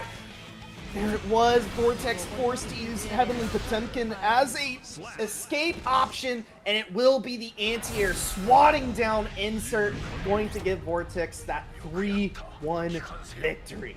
It was definitely valiantly fought by the kid, man. He really did go to show that Giovanna is a little bit something to be considerable threat nowadays, especially with the patch notes really benefiting the character with some of the little tidbits. Neutral is a little bit better, the conversion abilities, and just the overall what you can do with meter now being a little bit more restricted actually opens up the doors of creativity of what this character can do. The only thing still that a lot of players can kind of look towards is like, how does offense still vary? But I think that with enough players get enough time into it, especially because this is still early doors. We're still barely in our 3rd week, if I'm not mistaken. This is our full 3rd week, because we started the first ever tournament for Misfit Brawl on launch day of 2.0. So we're 3 weeks in, and still you can see the variety of characters. Even though you see some regulars, you see some new faces you're not used to. Yeah, no doubt, no doubt. Plenty of online tournaments for a lot of people to get not just reps in, but also start making a name for themselves. And man, some of the names that have been made by these online tournaments have been mad impressive. And it's always fun to see these names that I recognize with these tournaments. You know, whenever there's a major, you know, I love to see them make their runs. So it's always awesome to see these tournaments, you know, make not just established names, but also make new names. But, you know, speaking of tournaments, unfortunately, Insert tournament life over, will be exiting at 7th. And we have one more person who is going to be exiting this tournament in 7th, as we now have Yokai's very own Astral going up against Tai. Yeah, and Tai, a former Giovanna player in the making, went to a plethora of different characters along the way, but Tai is going to be on the sole bad guy. I've played against it already. Tai has already gotten a 4th place finish in this tournament just before the patch, if I'm not mistaken. And Astral has been around for the longest time, was repping a lot of the Testament, was repping the Alpha as well. But for now, we are going to be repping our boy in blue. We have the man himself, the spinning geisha himself. We got Astral rocking around with her patented Anji Mito. All right, Tai, for the one time, please hit a heavy mob cemetery. Yeah, we have 2 opportunities, man, and just in case, for those of you who are interested, you're gonna be in for a little surprise. Ground start, though, not going the way of Tai. Already down burst, already down more than half health, and Astral just taking the lead on this dance right now. Really just staggering out with these fusions, and great 6P check on the cross up, but Tai now has the opportunity to really roll on through. Just gonna stick with the reset off the Vortex, and interestingly enough, gonna go with that meterless wall break, really build up on that meter, and we try to dash in through with the BRC with no luck. Astral gonna take first blood here in game number 1 of loser side. Little footsies being what ends up putting Tai in bed for that first round. However, we're back up and ready for round 2. Astral spinning around looking for the opening, but it is the anti-air that will give Astral the most opportunity here. And you saw that little footwork there, you know, like shimmy, shimmy, yay, shimmy, ah. Tai just looking for a good opening. There we go. The Sidewinder pushing Astral all the way back as far away as possible, but Astral will not be denied. Recloses distance. This is going to be a lot of damage. Yeah, and this is definitely going to put you way beyond Guts territory. All it takes is one good counter hit, hell, one even good hit. As we just go with the Suigetsu no Hakobi to beat out the Tyrant Rave with the additional recovery, that is going to guarantee us a kill. But given the nature of like that way the set just looked a little bit rough, we might need to go and converse with the players just to see how they're feeling at the moment. Yeah, you always want to make sure that everything is all good for all of our players. So as we make sure that everything is good, I just want to, again, shout outs that we are raising money here. If you guys have a little extra pocket change to donate, please do so. Exclamation point charity, exclamation point Matcherino. Make sure that not just our players get paid at the end of the day, but also make sure that we hit our goal of $1.3 thousand. Yeah, we are raising money for Angel Online spinal surgery related expenses. I know that they were saying earlier what exactly they was. I believe it was not a tangled cord. It was another Tethered word that cord. started. Tethered cord. Tethered You were cord. on the Thank right. You were on the right path. I knew it started with a T. I'm sorry. My brain just likes to mix things up so much. But yeah, today is the first day of everything. There is 3 total days of events. Obviously, Yokai throwing the Guilty Gear Strive bracket right now. Tomorrow, Angel Online will be streaming, as well as throwing a Tetrio lobby as well. And I'm sorry, there are 4 total days. I somehow missed the 4th day. No, interestingly enough, we're separate from the Spine-O-Thon itself. We're just kickstarting the event per se, but you are on the right path. Yes. May 2nd, there will be a Marvel Rivals tournament being run by Size Realm, and then May 3rd, there's going to be karaoke as well as rewards for donation goals. And yeah, just again, if you have any spare money lying around, please donate. And also, if you are financially able to do so after donating, I'm sure that the players would absolutely love if you throw a couple of extra dollars into tonight's Matcherino. Yeah, especially because we also have these stickers as well. They're going to be like the top 3 players that make it will get their guaranteed payouts, but we also want to spruce up a little bit of efforts, because from this table stages of what we were doing the entire way through, Angel doesn't just want to do things in a traditional sense, right? I know we're putting on this event for Angel Online, but Angel also wishes to give back where they can, and they have also imposed that they do what they can to offer help, to give the players something to really fight for, really play for, and has volunteered their time to really help get everything sorted out to give players these exclusive event medal stickers that you guys can get. And in addition to that, we will also be giving stickers around to the various players that do make certain payouts as well across different events. So if you are playing in tonight's bracket and you are in top 8 tonight and you're still around, there's still a lot more to really be competing for as top 3 gets payout. And hell, if players decide to give a little bit more into the pot, hell, that's more money in your pocket. Righto. Yeah, anyways, Squid Pope, we've already gotten through about roughly a quarter of top 8. Who do we have coming up next? Actually, we're not done. We're still on Astral and Ty. I was about to say, what we have coming up next is a quick lobby shift, as Astral and Ty are just trying to make sure that everything is all good. Astral taking that first game pretty dominantly, but Ty, you don't make top 8 just by luck, at least not often.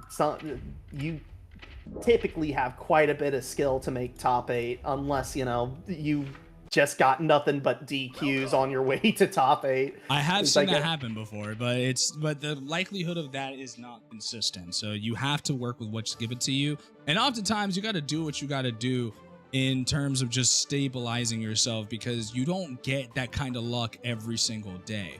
You've got to make good on your chances. You got to really play up against some heavy hitters, and tonight we do have quite a plethora of them as well. So if we keep things going as they are, Ty, we might see more of them. Oh yeah, no doubt. Waiting in the wings for the winner of this match, by the way, is Lasagna Slayer. Just a shout out to our remaining players who are still waiting to play. Red I Am Not versus Totsubunger will be your winners finals. Winner of that will be guaranteed winners finals advantage as well, or winners grand final advantage, as well as a minimum second place. Test Your Luck versus Vortex, the other losers quarterfinal match that is waiting right now. But again, Astral. It's really fun, man. It's really fun. We got so much action. We got so much chaos, and I can only imagine, Squid Pope, you're salivating at the possibility of a heavy Mog cemetery. Absolutely, and here we go. We are right back into it. Hopefully connections are working out right now as Astral, again, a very early lead. Ty getting clipped there, brings out the burst. A little bit of a slow, yeah. Sorry about that. Delay on my end. Yeah, a little bit of a slow-paced game plan going into game number 2. You see a lot more preservation of mind from both sides, which is interestingly enough, these two characters are very well known for their high-octane offense. Oh, I think Astral would have actually connected there had they just let that tap dust rock. Instead, just going for a pretty nasty mix-up there at the very end to secure that round. Now, round 2, Astral now down burst. Ty just looking for openings, but Astral is doing so well to keep offense going and not provide any. I think the more interesting part about this, the overall offensive structure that Astral has had, up until this very moment, right? The defensive structures of Astral has made it so difficult for Ty to get these big openers, really having to resolve around having to sneak in these throws now, really having to go for some big haymaker whiff punishes, and now Astral back on the driver's seat. We do let the Volcanic Viper fly. The gun flames there at the very end. Chip was going to be a factor one way or another. And as we head into this third round, Astral already stripping the burst from Ty. Just going with these little shimmies. This little footwork has been really throwing Ty off their game. And I think there's one thing that I like, you know, color me a little bit of a speculatory commentator, but the way that Ty is really playing this, you can definitely see the influence of the former Giovanna player in their past. As Astral one more interaction away, that should be 2 games to none on the board off of 7 golden letters. Yeah, and this is where if you're Ty, you're just sort of like looking at your controller, just like, man, I need to lock in. I need to figure out what I can do. I need to break open this defense and at least put a game on the board, because right now Astral is just burying you alive. Yeah, it's always a really concerning part. When you're on the back foot like this, it really starts to mess with the mental quite a bit. I've been on that side of the screen before. I've been on that side of the bracket before. And I tell you right now, this is the time where you have to start really asking yourself, what do you need to do? And Squid Pope, I think we might have found the answer to our question. Honest footsies is appropriate. We're pulling out the king of the jungle, the gorilla man himself. But an early burst bait from Astral pays out dividends. I mean, you may be the king of the jungle, but always remember there's always someone bigger and always someone badder. And Ty is going to learn the hard way that maybe things don't come as easily for the king, as Astral is coming in wanting to take the throne. Ty, though, finding opportunities to start layering offense, but Astral just as many opportunities to start offense of their own. Ty, a pixel of life. I don't think you're long for this world. Well, in any case, you don't count them out just yet. Unfortunately, I misspoke a little too soon. We got the parry off deck, and now Astral on set point is going to try to round start with the Suigetsu Nakobe, but to no avail. Ty now going to be able to take the lead here as Astral uses the burst to reset to neutral. Ty looking for that opening. Oh, got it with the headbutt. However, no conversion. Needs another one. Okay, there we go. We should be able to get into back turn stance. No, we're staying in normal stance. Yeah, a little bit of a expensive expenditure of tension there to really lead to little return, which you got to start asking yourself, is this really worth the effort of really sending yourself at Astral? It clearly is if it's getting you to these positions, though. Still, survival is paramount for Ty. Absolutely, and now Astral going to have first bite of this burst here. Once it comes back, Ty just needs to survive and needs to find these openings. Here we go, big counter hit, forward throw into back turn stance, overhead connecting, and we're going through the wall. Positive bonus is going to be your best friend. If you're Ty here, you're already on a really bad losing streak, and the best time to start building up on that momentum is about now. You try to go for that backdash, but no dice here. We have 100 meter. Is that even high enough to hit, though? No, you just cling off the wall, and you get the punish as well! Oh no, a miscalculation from Astral and Ty all over it. Spins the weapon X, trying to bait out burst, but Astral, good discipline. Able to get the IAD forward. You now have a 100-meter. One big mistake will be the end of you. Ty's going to really cash it all in for that goal burst. And we try to go with the run-up parry that won us the game last time. Unfortunately, Ty, a little bit too privy for these kind of tips and tricks, man. Tricks are for kids. Ty is grown and not alone. 1 point is all they need to get the ball rolling again. Oh, man. Kappa, I hate to say it, I have been in this exact situation in a tournament before. Up 2-0, game is within your sight in that one mistake, which gives your opponent the exact opening they need to get back into this. This is dangerous territory now for Astral. Yeah, pressure really starts to mount. You start to really notice that the winning edge that you had going into it for the first half of the set starts to slowly slip away. This is where doubt starts to really creep up on both sides, but it can oftentimes be a center of attention for Astral. This might be red flags blaring, and for Ty, this is the time to start really bringing the fight to you because it's starting to work.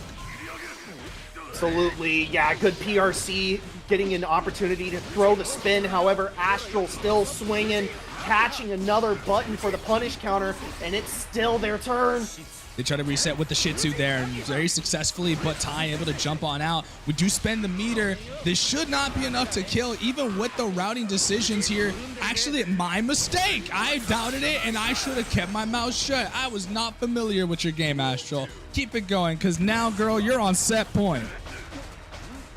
This is a dangerous situation. If Ty can navigate these dangerous waters, they will have full momentum behind them. Great overhead into the back turn super. This is going to be massive. I mean, you got to pull out the can opener for the one time here. Joe simple and effective with the run-up throw. A little bit of a royal mix, if you will. I've seen it time and time again with the boy Kai Kisuke, but sometimes I start to realize maybe this is a royal thing overall. Ty now going to be going through the wall. 50 meters still attributed, but Astral is going to have to play a little bit longer. Does have positive bonus, but this is where things get tricky. Gold versus popped. Squid, what do we do? Oh, unfortunately, we get hit is the answer. Astral should be able to get wall. This time we are 100% low enough for the super. This is going to be hard knockdown, and we have burst backup as well. Yeah, we are going to go for that spin. Use that BRC to be able to get on out of there. That simple run-up throw. We just go for the burst bait just in case. And we try to go for the reset, but that cost us big there. Astral punishing the greed of the king. And that is going to give us that all-important game. Just when the pressure was really on, Astral kept her composure, kept tight, and waited. Stayed disciplined all throughout. And it really won big in the end. They talk about Burst Baiter's paradise, but truly this was no bigger hellscape than your own mind here, and you can only blame yourself. We move on and we go to losers quarterfinals as we have Test Your Luck versus Vortex. We got the beef battle. Two big meaty men slapping meat coming up next. And yeah, this is going to be Nago versus Potemkin. This is going to be just a very explosive battle. It's going to be a varied battle of two juggernauts really going meat for meat, really barely just banging on the drums. We're having a great time here, man. We're having a fun time, dude. We get some heavy hitting matchups, and not to mention we get to have them anywhere on the screen. When you think about this lineup of characters that we have from winners finals all the way down, you got Red I Am Not and Totsubunga. Two heavy hitting characters. You have the Bruiser and you have the Marauder. You then have Test Your Luck and Vortex. That is just two giants really just clashing headways. And then you have Lasagna Slayer, who if he wants to has the Gold Lewis into the Anji. That's just gonna be one hell of a back and forth of just two ignorant powers that be. But we'll see for sure, because Lasagna Slayer has already represented the Venom a number of times. We'll see if he starts things off as well. But before then, let's get down to business with our first set that's going to be here for losers quarterfinals. I am very eager to see just how everything shakes out at the end of these sets. But yeah, Test Your Luck and Vortex facing down each other right now. Both probably have notes on how each other has played so far tonight, as they both have had ample screen time. And we are just waiting for the word go. Yeah, I've already given them the go-ahead. It's just a matter of time before they really start letting things fly again. But I actually want to give you a little bit of a tidbit, Pope. This isn't their first rodeo, and much less in the last 2 weeks, if I have to be honest with you. The last 2 weeks, these two have actually been going blow for blow. They've played each other recently in 2 various different tournaments, and every single time, Test Your Luck has come out on top. Vortex was able to bring the pressure on, but you have to be mindful. Just because you did well previously doesn't mean it's going to be the same every time. But if you can make it happen, then there's a pattern, there's a consistent factor, it's a possibility of victory. But you've got to really bring your A game, because so far, Test Your Luck in loser's side has been known to be a menace. Well, we'll see if Vortex can be the police unit that puts this menace behind bars. It is game 1. Let's get it on.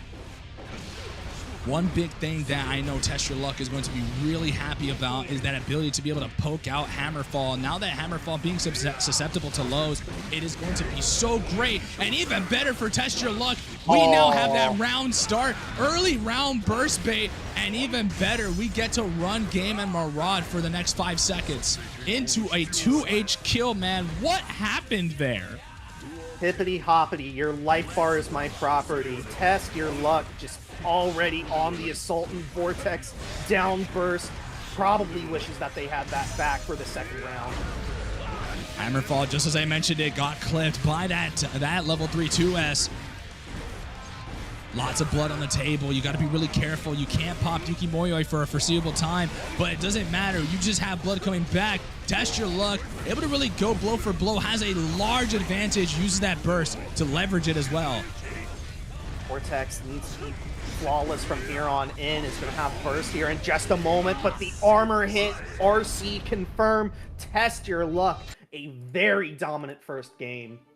Very solid performance all around, man. You can't complain if you're Test Your Luck. Really played well into a lot of the neutral that Vortex is really commonly known for. Really likes to play a slow, tight game and really approach liberally with these hammer falls from time to time and really poke out with these 6Hs. But every time so far in that first part of the set, as we've seen, really isolates tools and really forces just the game plan to roll in his favor. Test Your Luck seems to be a maestro in the way that the set is going to be played out. Already starting things out with that burst, but Vortex is now on the driver's seat. He managed to counter hit the DP attempt there. You can see that the blood was still spent from the DP. And now Vortex firmly in the driver's seat. Test Your Luck. Oh no! Gonna take you for a ride and send you to the next round.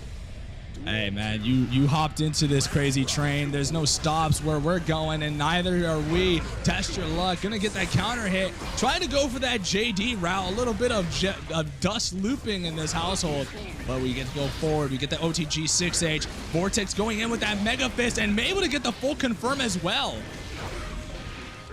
Oh, here we go. Vortex definitely in their comfort zone now. Test Your Luck going to be sent through the wall thanks to the heat knuckle.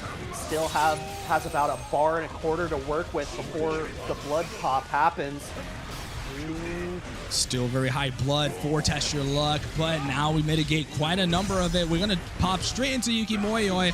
And the best part about it is we're not going to get a tax on that, but oh my god, we bait the burst. Little bit of receipt for your troubles. Vortex gonna pay it back in kind with a little bit of extra flair while we're at it.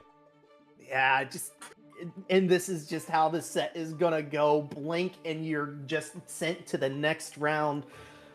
And this is just, it's tough to tell who's really at advantage here. I mean, you said Test Your Luck has been dominant when these two have been facing each other, but right now, Vortex looks like they've done the homework needed.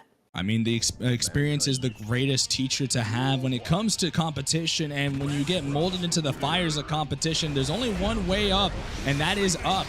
You just got to keep it rolling, really keep prodding at the door. Eventually, you'll find your way forward here, but Vortex now has to find their way out of the corner as BSU has been activated. Gold Burst has been popped. The leverage has been moved over to the tension, and look at that. So much meter from both sides. Test your luck, sitting in that low second bar is going to make their way up to that third one. Good overhead button. Not going to be enough to get the wall stick, but in a very good spot, another BSU. And yeah, this is looking to be the end for Vortex. No opportunities there.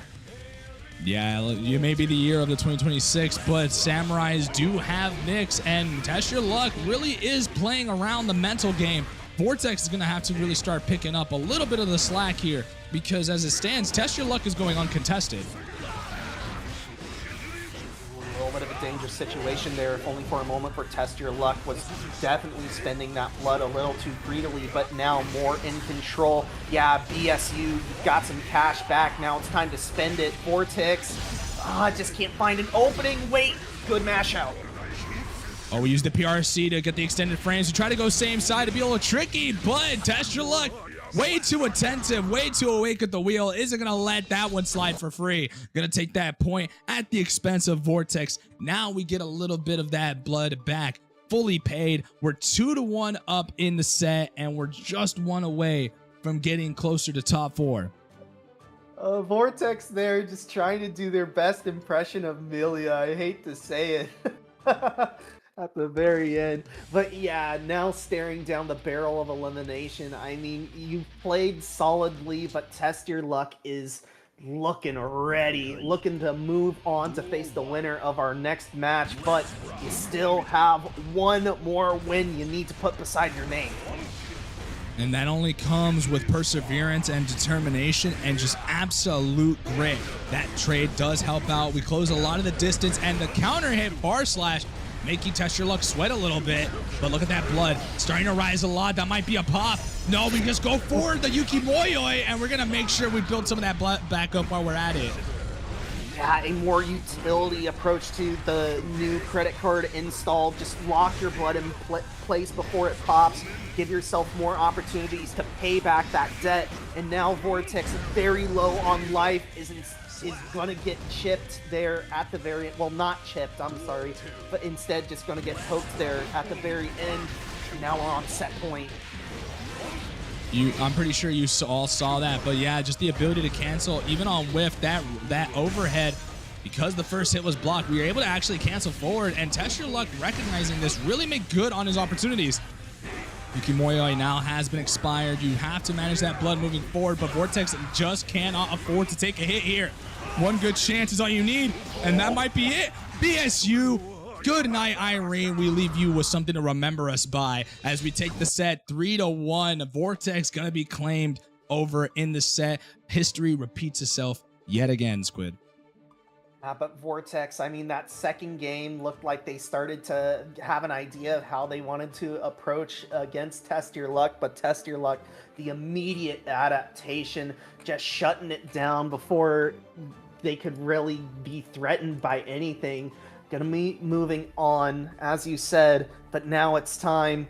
Unfortunately, it is a Yokai team kill coming up next. It wouldn't be a bracket if Yokai team kills weren't a prevalent factor, man. And for sure, it is only going to go up from here. But as I'm looking over at our stream callouts, unfortunately, our guest TO was a little bit lost. Didn't read the bracket quite well. I mean, there is the stereotype of Strive players not really reading correctly here. But anyways, I do love that Gibby is a good sport about it. Really running just mids as well as plus mids as well. I'm pretty sure. Just really has been one hell of a man to be able to hold down the Canadian the online and offline scene as well, with Payday on Saturdays. You also have Qbert really holding things down for us in the TO box, who is going to be taking his leave for tonight, but was helping us extremely, not only with the merch sales, but also with TOing tonight, really holding down with as well, pressing on plus on Tuesdays, as well as Mashling Mayhem on Thursdays, or I'm pretty sure it's the other way around, but So just mids. Just mids. All right, cool. You know, I could be a little bit perturbed, but hey, hold on. Before we continue with anything, Squid Pope, if you could take a quick look at our progress bar. Someone made a donation, and I'd like to say thank you so much. We've reached on the progress bar. We've already reached it, but officially the progress bar is now over the 1K line. And mind you, this is only for this is only for the pre-line or the pre-show of the actual Spine-O-Thon, but we're already making good headway. This already covers for the electric wheelchair that Angel would need. And if we keep the ball rolling for the next 3 days, you guys will absolutely be able to hit the mark to be able to pay for any future expenses that is necessary, because already we're off to a flying start. Yeah, that's just absolutely amazing. Again, on behalf of not just Angel, but everyone who's been involved right now, thank you so much. Oh man, this is absolutely insane to be a part of, and I'm honestly speechless that we've even reached the 1K mark, like on day 0 as it is. So, dude, you don't get me started, man. I'm getting emotional just even thinking about that. I didn't even think that we were gonna get this like a quarter of the way through, but to actually be near the precipice of that full gauge, man, it's just a wonderful thing to look at. But while we are getting sappy on the mic, let's get a little bit more emotionally invested as we get a little bit chaotic there. Lasagna Slayer playing around with the cue balls, and Astral not really having a lot of fun. Really decides, let's just play my game for a change. Why don't we? absolutely, and yeah, Astral reading the situation correctly, pulling out the super parry, taking their turn now. Lasagna Slayer, though, being a little slippery, not letting themselves be put in the corner. Yeah, YRC put some distance, man, and the 2P jab check, just really give him a little bit of a, you know, a little bit of a physical, man. Just like tap him on the knee, see if he reacts to it. Neither player wanting to spend first there at all in that first game. We'll see just how each player chooses how they want to spend this resource here. As Astral in a very dominant position right now, Lasagna Slayer needs to find a way to stay out of this corner. There we go.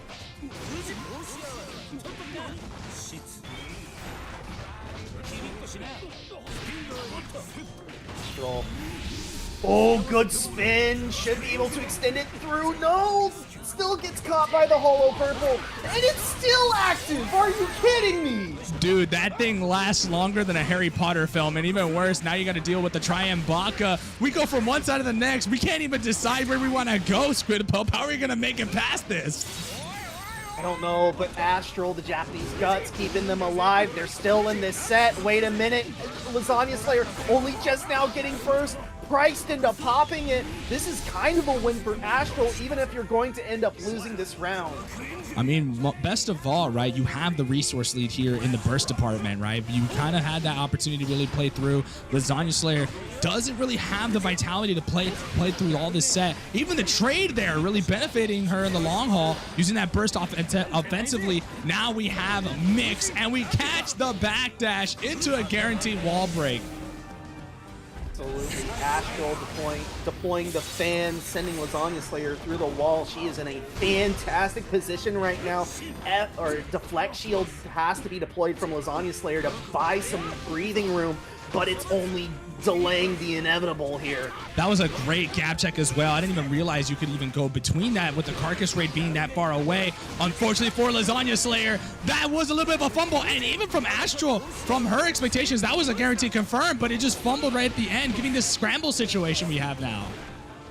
JD for Lasagna Slayer really being the opener, and now Astral brings out the deflect shield of their own, just trying to get this final hit on Lasagna Slayer, but Lasagna Slayer just being a little too slippery. It's the JD conversion that ends up being the victor from such a precarious situation. That was a really hostile environment to be in. I wouldn't want to get in between them, and I would not want to be getting in between Astral and Victory here, because unfortunately Astral off of so many scrambles. That round really goes to show you, just when you think it's won, it's as quickly as it comes is as easily as it goes. You have to be on your P's and Q's if you want to take it. And for Lasagna Slayer, he really knows how to work his way around a scramble, and Astral's gonna have to start picking up the pace to really play around that, because that might just be a hot commodity in the set.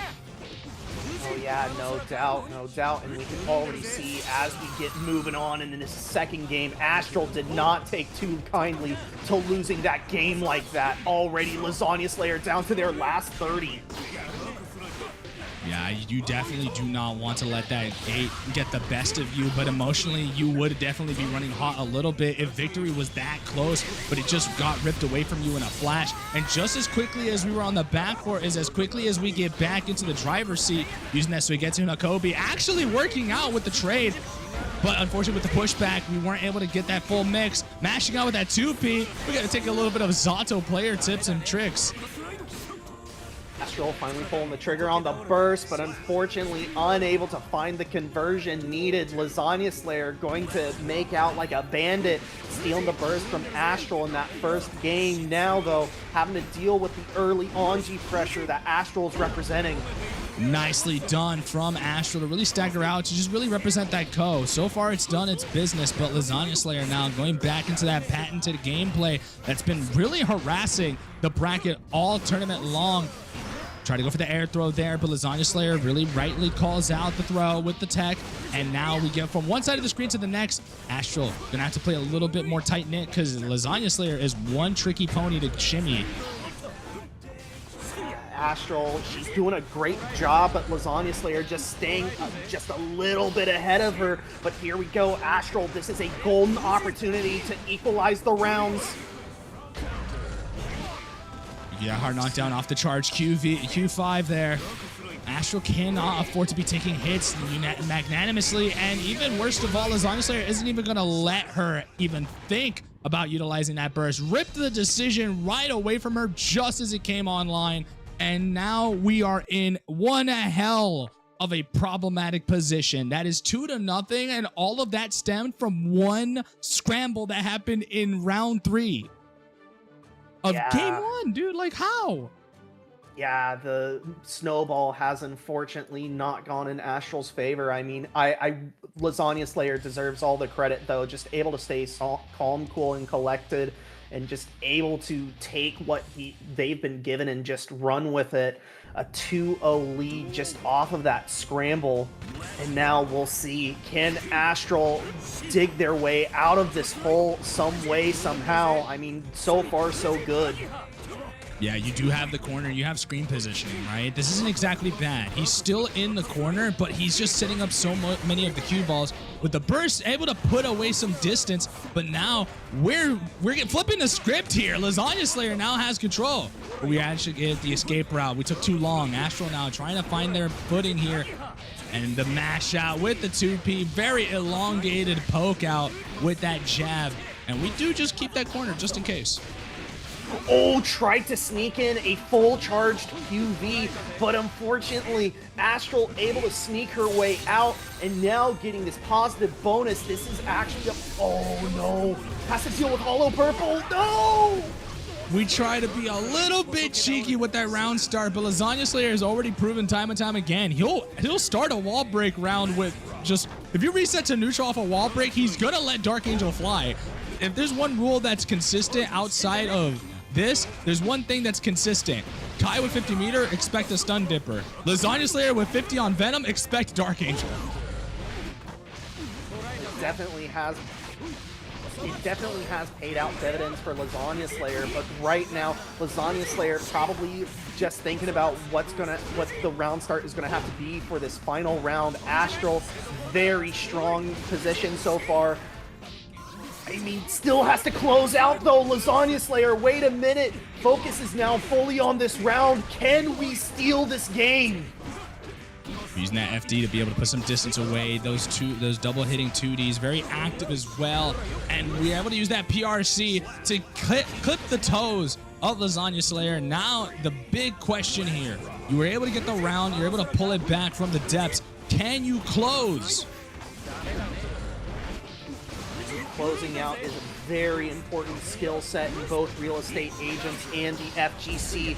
Astral doing a very good job so far with this early game. Already more than half health taken off of Lasagna Slayer. And even better, right, with the ability to just go into Kara, into Fujin at follow-ups, right? Building up a little bit of that meter just before the wall break, too. That little micro decision can really give you the longevity you need here in loser's side. But Astral now, blow for blow. Both players now getting caught out. Still -1, but Lasagna Slayer able to jab out just in the nick of time. Gonna use that PRC to save herself and get offense rolling. But look at that. These fuzzy matches are disgusting.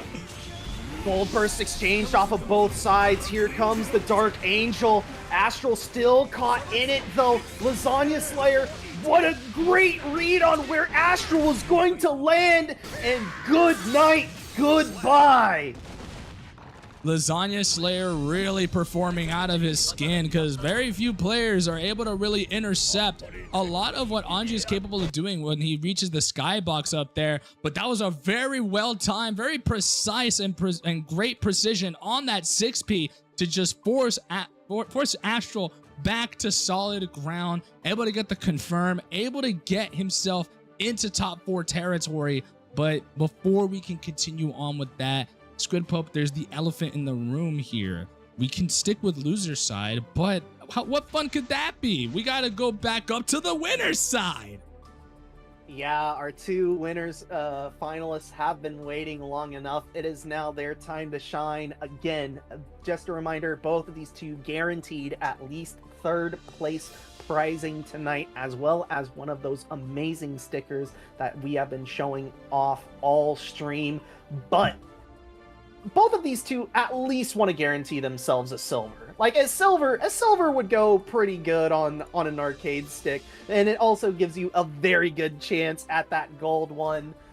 Red I Am Not and Totsuvunger going to be stepping up to the plate right now. Again, on your screen is physical prizing for these two. These 2 are guaranteed at least the bronze right now, so they will be sent out one of these fantastic stickers. And again, shout outs to the wonderful artists whose socials are on screen right now. I unfortunately, my brain is like a little too scrambled to even try and pronounce these 2 fantastic artists, but go ahead and check out their blue skies. And yeah, this is going to be an interesting battle. Gold Lewis versus May, a battle of 2 very heavy hitters. Yeah, it's a fun time all around, man. Heavy hitting gameplay has always been the norm when it comes to North America, and I imagine that's only going to continue on, because if you look at our top 4, that's all you're going to get is heavy hitters, just bruisers all around, man. You're going to start flinching and quivering in fear just looking at the damage output that these sides are going to be able to incorporate. You have 2 possible Gold Lewises in both sides of the bracket, but Lasagna Slayer also has the Venom, so you have a precise possibility there. You then also have the possibility of that same gameplay from Totsubunger, who has the Mei or the Soul, and then you have Test Your Luck, who has the guaranteed Nagariyuki. And yeah, this is what better way to close out a tournament, you know, than just heavy hitter after heavy hitter after heavy hitter. These 4 names, you look at any top 8 graphic, you're almost guaranteed to see at least one of them. So I am so glad that we get to see this as our top 4. Let's go. Yeah, put 17 on black and let it ride, ladies and gentlemen, because it's only going to get crazier from here on out, because at any given point, even though these players are playing for money, man, the house always wins, and trust me, the house is thoroughly entertained. Absolutely, and as we get underway, both players just swinging for the fences right away like it's the home run derby. Swinging for the fences. We use that 3K from space down just to be able to crawl underneath that entire drone. Very active frames from the Behemoth Typhoon. Totsubunger really played to that space well, but just got clipped by particles of air. And Totsu, very low on life. Any one hit can spell disaster. Are we actually able to... No way! Not enough, though! Yeah, I imagine this is not the first time Red I Am Not has gone for a side switch reversal attempt, but Red I Am Not really on top of things. Totsubunger has historically played pretty well into Red I Am Not, but Red I Am Not is a force to be reckoned with. Once they start figuring out what a matchup really feels like, they really are just unstoppable. As Red I Am Not keeps moving like a freight train, gonna be going at like 200 miles an hour, gonna get all 3 drones to connect, and this is a guess for game situation. And at least you have burst backup just in case, but there it goes, spent thanks to the minigun. Red I Am Not just looking like a shark. They know that there's blood in the water. Totsubunger, though, is not gonna let them have it for free. Backdashing the level 3 drone, waiting for it to dissipate, but it is the long range poke at the very end. A perfect for Red I Am Not. That's the scariest thing there too, because Gold Lewis got a lot of love here, man. That 2S you just saw wasn't really something you got to see often when it came to the big man of defense himself. But Luca now seeing a lot of what that character could do. You do see that necessity to use a button like that because it has thoroughly been juiced by its long disjoint, and even better, just its overall effectiveness in neutral really makes it a deterrent for Totsugeki to be used by Totsubunger. We'll see if Totsubunger can start formulating a game plan here. Game 2 is rolling on. Red I Am Not already down burst, trying to send the Thunderbird, but Totsubunger, good patience, letting it dissipate, and now we're just playing this awkward neutral game. No hard knockdown off of the drone. Still not high enough to be able to provide that, but great IBFD from Red I Am Not to recognize not only the cross-up, but to be able to get some distance to control the corner. Red I Am Not now going to get that hard knockdown off the Behemoth, setting up yet the drone. More plus frames for your troubles, and a run-up throw to boot. Totsu just trying to stay mobile, gets out of the corner, but Red I Am Not just chasing down, trying to price Totsu into spending this burst. Good IBFD. Oh, no. That's a lot of confidence to not just go for the IB there, but also to just run up in Totsubunger's face. Really just kind of called their bluff there. But Tetsubunger now getting that big call out close slash. Gonna settle with keeping that corner. Doesn't really want to go for neutral yet again, and I don't blame her.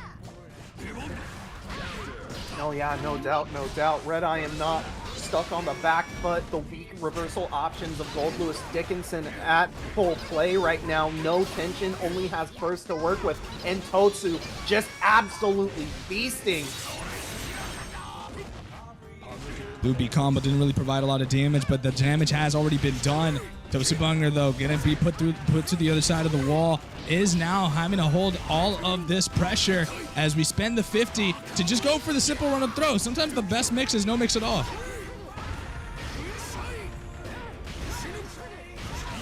But I am not. Oh, finds the opening. Not enough to kill, though. Totsu, one shot at light left, but accidentally RCs into the outstretched limb. Red I Am Not. Oh, just looking unstoppable right now. I think what makes this so horrible to look at, man, is the fact that that button is 6 frames active now. Why is it 6 frames active? Oh man, And it has dash momentum. It has dash momentum. Man, every time I look at the frame data of this game, there is something that absolutely shocks me here. But here we go. Totsubunger, final life here, will at least have the loser side backup if she is sent, if she is swept here at this point. But Red I Am Not already down first, just trying to lock down Totsu. Great catch as well, and with the Totsugeki buffs as well, no longer are you going to have to RPS from mid-screen again. Now you can actually get the confirms you need, and oftentimes even get the knockdown you need. But right now, the big thing you got to worry about is to not be put in a hard knockdown state yourself, because now you got the wall to contest with, and the wall is closing in. The walls. The walls. Totsu, unfortunately, just taking the throw. Has to spend burst. We're calling down the thunder. Oh, we find the opening. Not enough to kill though. Guts territory, but the run-up throw yet again. Really gonna harass Totsu Bunger's mental equilibrium. Red Eye am not on set point and is not looking to slow down any such way. The punish counter round start for Totsu. However, Red I am not just taking the ball and running with it. Great side swap.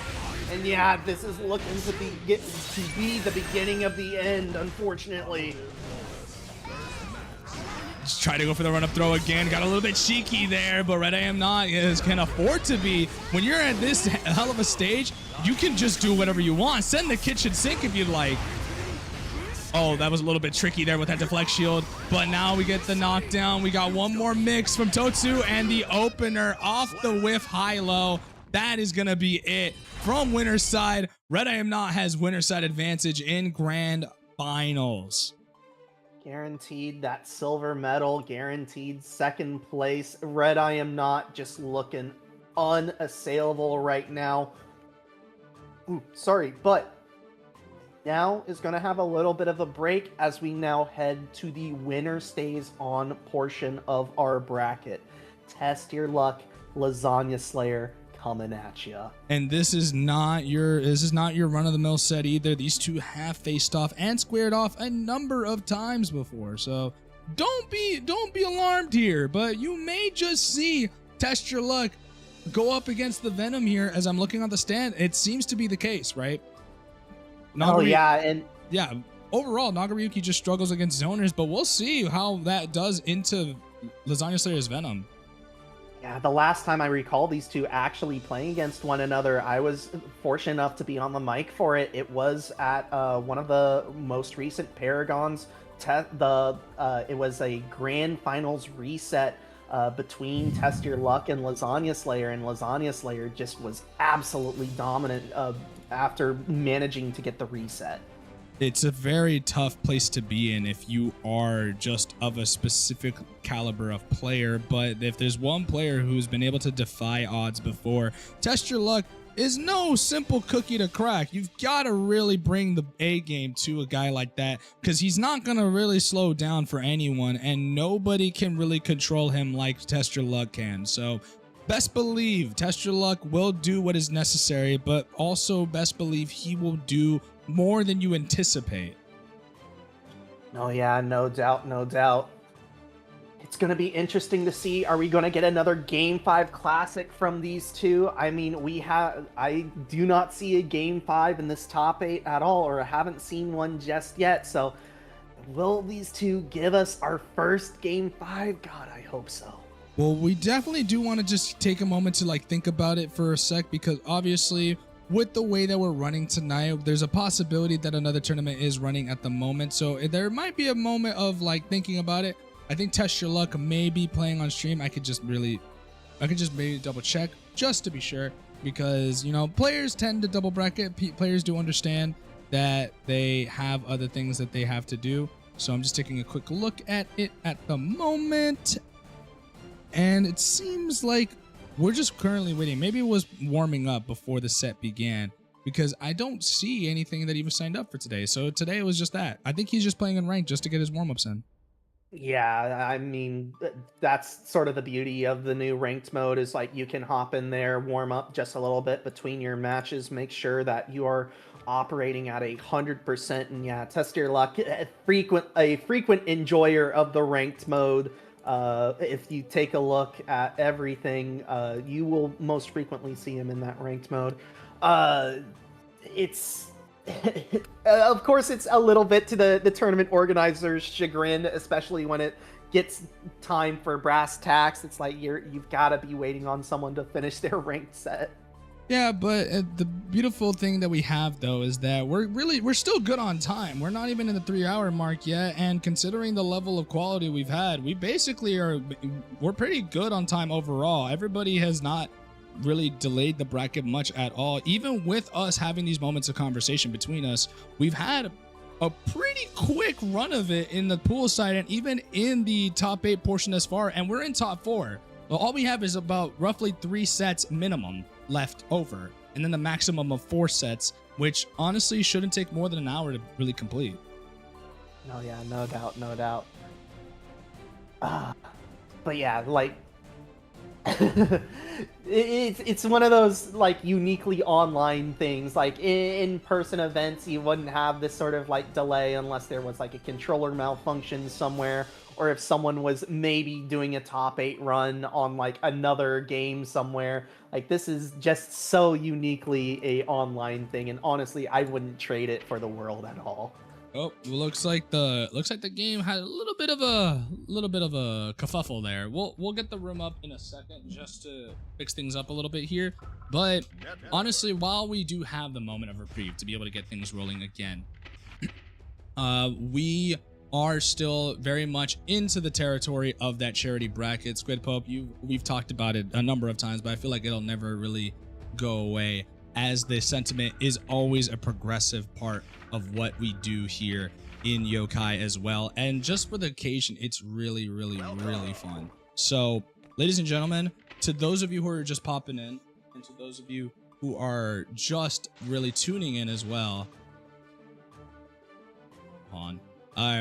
the event we're running today is the Kickstarter of the Spine-O-Thon event overall. As many of you are very well known, the Angel Online's spinal surgery expenses are basically a forefront of what we're trying to do, trying to build up a fundraiser to be able to get the money necessary. We're already pretty far into it, as you can see in our progress bar. As we take a look at the commentary booth, we're already just about reaching the end of the progress bar, and we only are on the pre-side of the story itself. But if you want to know more about it, here's what we got going on. The fundraiser event is for the related expenses to the surgery, and even more so, you can find more of what we are going to have, as there will be docs attributed to it on the charity command as well. You can see the card that leads you all the way to all the resources and all the info in regards to the merch, to the conditions that we have, as well as all the event plans that are publicly stated.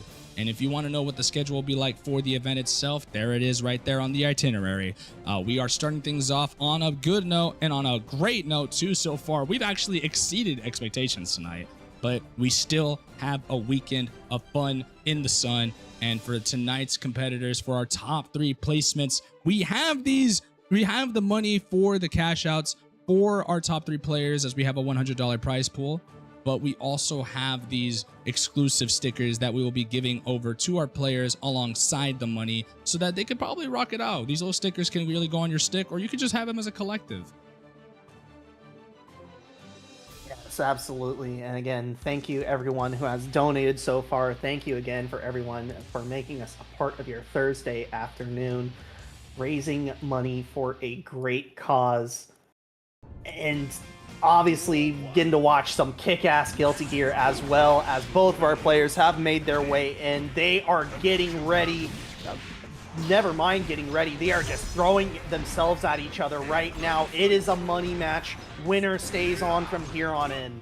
And even better, right? You want to be able to get into that top 3. I mean, money is money, no matter how small the quantity. You still want to be on. You still want to have that on your payday, right? Especially on a day like this, right? You want to be able to spruce up the energy. For Lasagna Slayer, he is going to be going through the wall, or not. That burst bait does come on in, and Test Your Luck has been known to be a greedy individual, but his greed pays out as he cashes it all in on black. Oh, but Lasagna Slayer not letting the mental get affected at all. A very cheeky side swap. JD gives the ball rolling, and already we're bringing out the Black Hole Sun, sending Test Your Luck through the wall. I mean, blood is on Test Your Luck's side at least, but gotta get the momentum started. I mean, we do have the ability to cash in. That is going to be a kill shot for sure. And 7 golden letters have been attributed just as quickly as we ended the first round. We finished the second round just as quickly as well. Lasagna Slayer now back to being able to control and really stall in the air with these JDs and force Test Your Luck into this unfavorable position. Even the back throw incident gives us a lot more to the name. Very dangerous situation for Test Your Luck. Lasagna Slayer just looking at everything, just asking for that positive bonus. And now Test Your Luck. Oh no, deflect shield gets baited, and we're getting right back to the rematch screen. Yeah, man, it looked like test your luck from the opening bell, but looks can be deceiving, man. This matchup can go south very quickly in a flash for either party, but Lasagna Slayer able to get back on track and really just start controlling the game as per usual, right?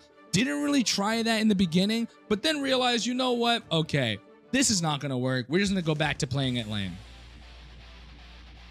Oh yeah, and this is how it started last time I saw these two. Lasagna Slayer, very dominant first games. It did take Test Your Luck a little bit of time to adjust and really get a game plan formulated. So we'll see if these dark patterns once again repeat themselves. But Test Your Luck, the man only has a gas pedal. Oh! This is second time's a charm, man. He gets one burst bait, he gets them all. He feels nothing but confidence, always swinging for the fences. And you would like to believe that someone would be there to punish him through it. But when no one's there to check you, it might as well just keep it rolling. Oh yeah, and unfortunately for Test Your Luck, the tap dust not close enough to hit Lasagna Slayer. So a little bit of a scramble situation there, but Test Your Luck able to equalize and able to get this round. Nicely done. We're back at full screen. We go into the air to really force a lot of blood on the side of Test Your Luck. He is going to be pushing to level 3, but just going down after getting that blocked 5H. More blood being mitigated, but now you got to really start spending a little bit less if you really want to stay alive.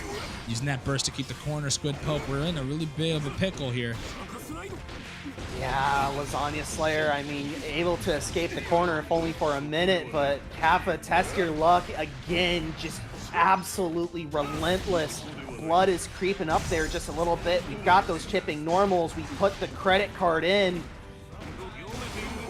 Really greedy there, and honestly for Lasagna Slayer, using every bit of his resource did work out up until we just jump over the Dark Angel. We got to be careful though. We've seen Test Your Luck swing for the fences, and that ends up being a decisive factor as we go even into the set now. 1-all is the scorecard. And yeah, Test Your Luck and Lasagna Slayer, like this is... I hope y'all are enjoying this matchup just as we probably are right now. Going into game 3 all tied up. I have a feeling that whoever wins this game is probably going to end up winning the set at this point. It's going to be all hells all day, all night, every day, 7 days of the week, 24/7. It can only go up from here, and the pace of the match is only going to go up from here as well, as this is usually Test Your Luck's favorite stomping ground. Game 3, decisive moment. Good poke out from Lasagna Slayer, able to free themselves from the corner, but a burst puts him right back in. Test Your Luck, just so aggressive all the time, although that aggression meaning that your blood gauge is a little bit full. Hard knockdown off of the Black Hole Sun, and look at the damage. You would think a character like this, who is colloquially known for the minimal damage he was able to do in the former sections of the versions of the game, really is just breaking through and really making it difficult for Test Your Luck. Lasagna Slayer got a little bit too apprehensive trying to go for the stinger, but he still came out on top off of the scramble. Oh, what a read with a jump throw. Test Your Luck put into the corner now as the second round rolls on. Although Test Your Luck, again, just staying as aggressive as the game will let him. Having to manage blood now, though. Lasagna Slayer sensing a moments of weakness now, starting to throw these stingers into the air. Test Your Luck, again, a very aggressive burst. Credit card is being pulled out, but we gotta navigate through the Dark Angel. Yeah, and even better, right? You wasted the timer, but you don't have any extra blood that you have to spend there. Using it just as the blood was draining. We try to go for the 2H, but the Carcass Raid from the air does snipe him out. And now with his Trim Bark, he has to start evading. Unfortunately, not evasive enough. Lasagna Slayer just has to clip him once, and that should be it. Try to use the deflect shield, but not quite there. There's no way. What smart routing from Test Your Luck. Beyblade into the credit card to prevent the pop, and then the second hit of the DP able to connect, earn that round, steal that round veritably, and now as the third round rolls on, Burst gets taken out from Lasagna Slayer, but Test Your Luck, too aggressive! Yeah, that was such a very smart decision from Lasagna Slayer to just go straight to contesting that blood mitigation from Test Your Luck. As you saw him, he sniped him out of the animation of Yuki Moyoi, really preventing him from locking out the blood gauge, which honestly, either way, you don't want to even guess what he was capable of doing, right? Because he's robbed you of games before, and lucky for Lasagna Slayer, it was that really big moment that sealed the fate of Test Your Luck, but it's not done yet. We still have one more go of it as we have game 3 on the bounce. One heading into what is potentially this final game. Test Your Luck just trying to navigate the zoning pressure of Lasagna Slayer, but Lasagna Slayer just using these stinger aims to great effect, but finally credit card deployed. Test Your Luck making his way in. Trying to bait the burst out, especially with high blood. You cannot afford to make a mistake. After so many mistakes have been punished now, you now have to just be really moving forward if you want to stay alive. Test Your Luck. Got to be careful here. He does spend the burst, and now he's at level 3. Blood gauge into the third level now. Test Your Luck to find an opening. I mean, does have credit card available, but you could see that startup getting punished. Oh my god, that 2H just sniping it right before the Dark Angel even could be a factor. Test Your Luck still fighting for survival. I mean, I keep on saying it, but like it really feels like Test Your Luck is driving without a seatbelt. The car crash is going to be absolutely devastating if it happens, but right now Lasagna Slayer on the back foot. Test Your Luck just seems to have some answers at the ready right now. Able to get that cross up JS to land on his head. Test Your Luck is in the corner, really trying to find an opportunity to get in. And the JK to reach, gonna spend the meter to try and bait out the burst, but Lasagna Slayer refusing to give in. Test Your Luck can still win this game right here. Gets the hit with the clone and immediately goes into credit card. But Lasagna Slayer, great poke, not dead yet. Test Your Luck, no, not stand blocking in time. Lasagna Slayer on set point now. You got to give credit where credit is due. Lasagna Slayer really was just hanging back and finding every possible momentum swing he can find, because Test Your Luck really just was snowballing all the way throughout. Even with low life, he's still trying to keep a calm face here, but Lasagna Slayer can't afford to get hit once. But now Test Your Luck's going to have to start worrying about playing on the defensive end with that Dark Angel. Using the deflect shield to negate the mix-up there from the Dark Angel, however, still getting hit. Burst is no longer a factor that Lasagna Slayer has to keep in mind.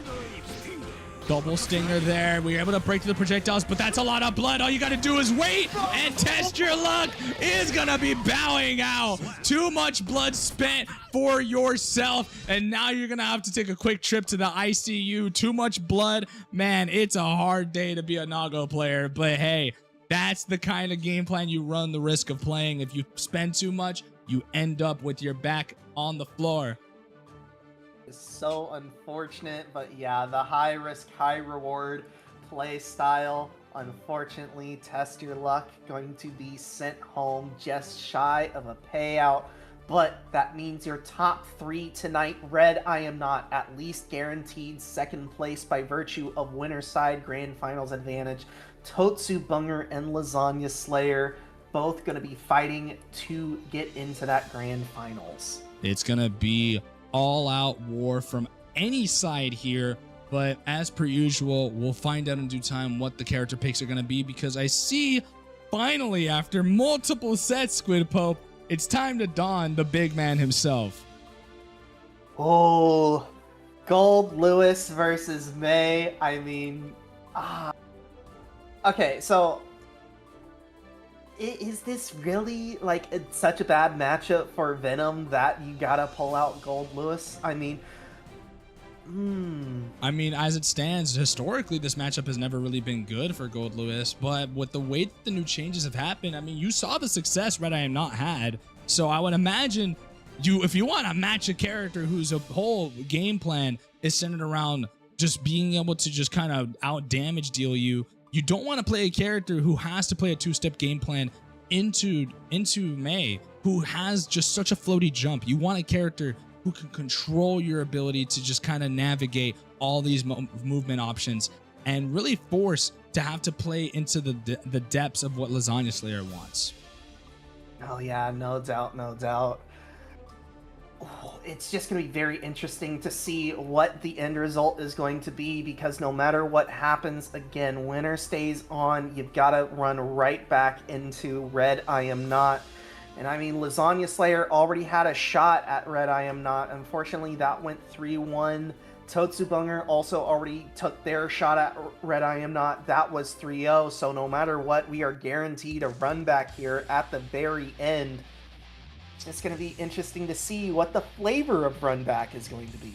Yeah, you either get the big man himself with the Venom, or you get the Mei Guilty Gear. So in general, let's get things rolling in quick, fast, and in a hurry, because these players cannot wait too long. Lasagna Slayer and Totsubunger really want their shot at first place, because that gold medal sticker does look really nice. Absolutely, and we can already see Totsubunger a very good early lead. Lasagna Slayer already down first, but it is now time to structure offense. Going into the sky, a little bit of a crazy call out there. Assumed they were going to go into the skies, but Totsubunger really holding down on the ground, already putting the damage on the board. Yeah, Lasagna Slayer, oh, good reaction. Level 1 churn at least, and now Totsubunger back on the defensive. I mean, you can at least try and go for a reversal Orca maybe, but Lasagna Slayer just raining down the blows, just looking for the opening, finds the hit, just no conversion. Poking out with this S normal, not really wanting to let Totsubunger get him for free, using that 2K right afterwards to advance forward. Lasagna Slayer now. Both players just need one good hit, and Lasagna Slayer is going to get caught up by the run-up throw. Totsubunger taking a page out of the book of Red I Am Not to seal out the deal. First blood earned by Totsubunger, however, looking for a more permanent lead right now. Again, the throw is ringing true. Lasagna Slayer priced into bursting there, and as the drone sails by a little harmlessly, Totsubunger is just in complete control. Going at that rising and descending JD, even though that has lost a lot of its that potency back in the days when it used to be really disjointed. Now you're seeing a lot more reward from our boy Lasagna Slayer. However, his back is to the wall. He's able to tech the throw now, and you got to be careful with Totsubunger with about almost close to 100 meter, able to fuzzy up out of the throw. And here we are, back where we started. Lasagna Slayer looking for an opening, finds it, just cannot complete the kill, instead needs one more shot. Totsu very low on life. Chip is most certainly a factor, but at least has burst backup here. Good. Totsubunger getting that first point on the board could definitely do a lot for the confidence, as I believe Totsubunger definitely feels confident in being able to take the set into Red I Am Not. Maybe just a lapse in judgment, maybe hasn't been really competitively present all the time. And Totsubunger, you got to give credit where credit is due, does have the capacity to do so, but obviously when you haven't been competing often, maybe you're not as sharp as you usually are. So maybe this is a good way to be able to get back into the swing of things, as already getting that first point on the board into Lasagna Slayer is great. But here's the thing, here's the caveat. Red I Am Not is scouting against both these players.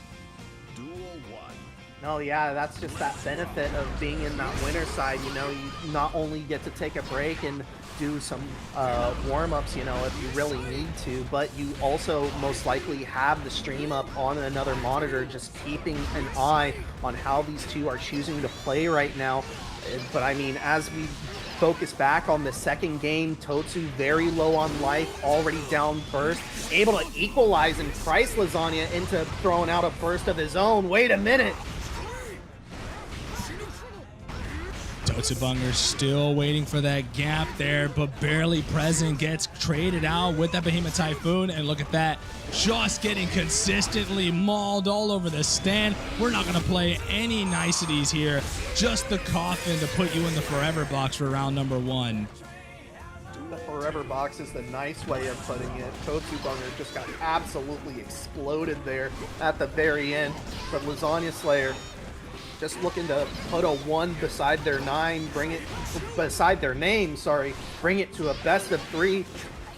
Totsu, though, not letting it happen without a fight. Great back throw incident, and now Lasagna Slayer just looking to convert.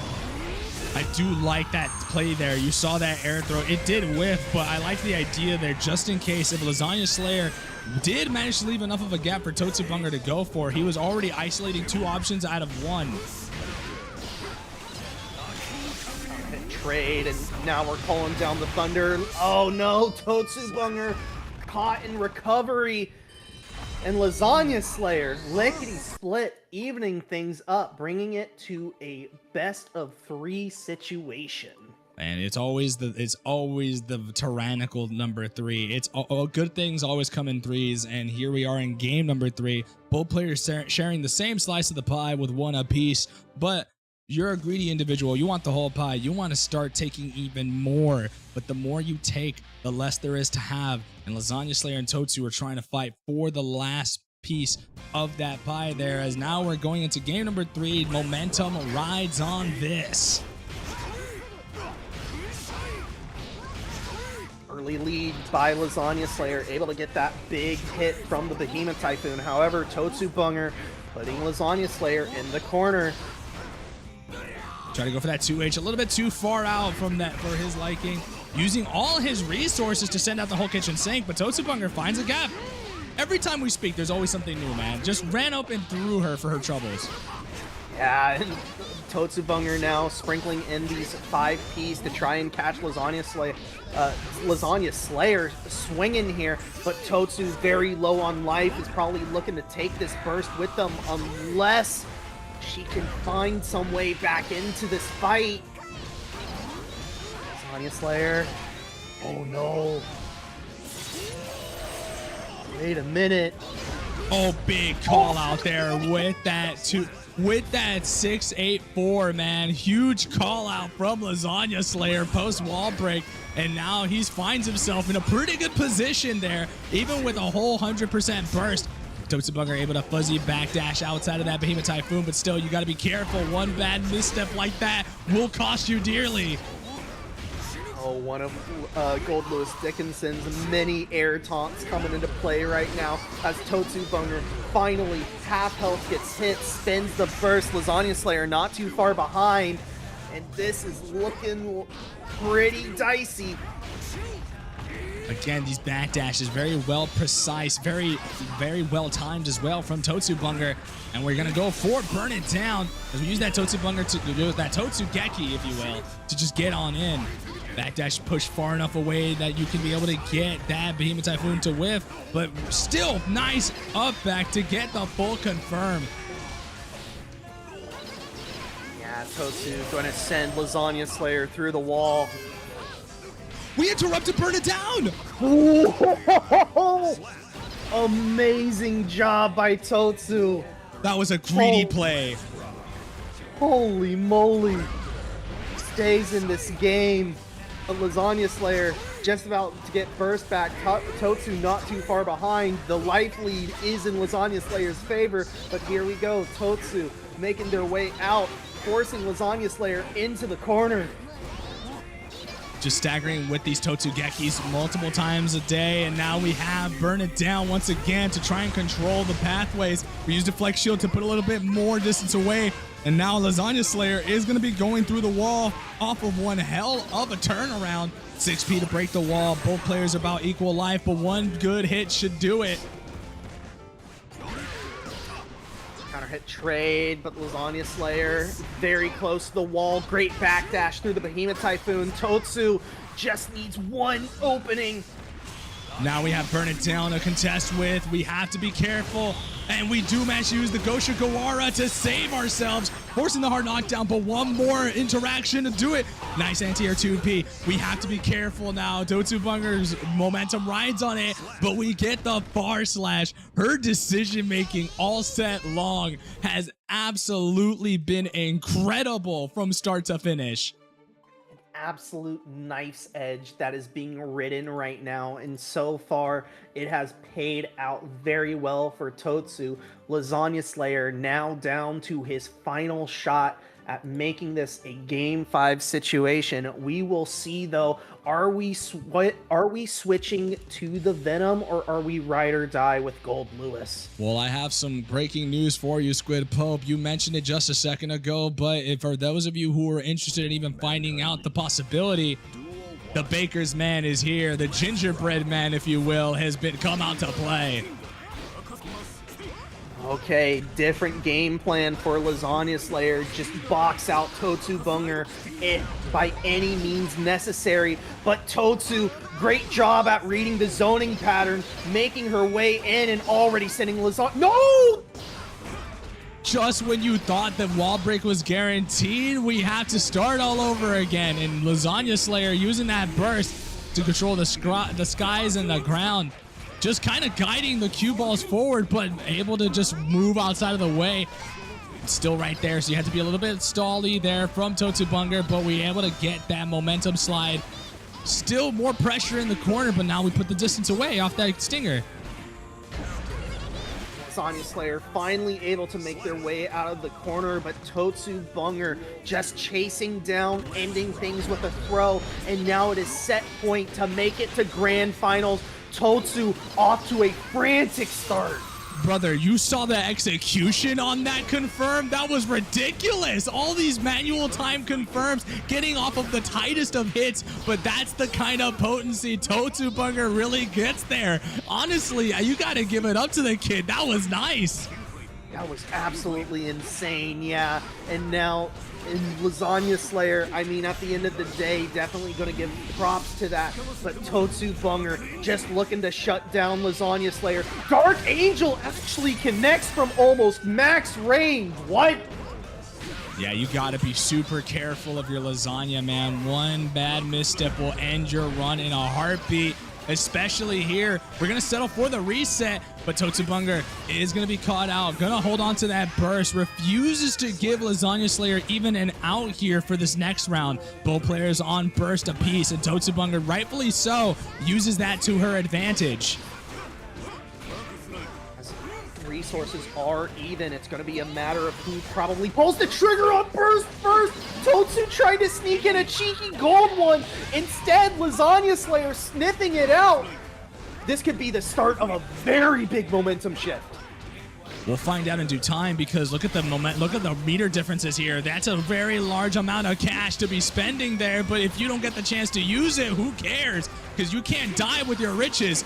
Using that 6P to control the skies, the Dark Angel has been set, and now Totsu gonna have to deal with the childlike neutral that is Lasagna Slayer's baby, and we throw out yet another Dark Angel for the one time. Totsu Bunger gonna have to be playing in the first game 5 of tonight's bracket.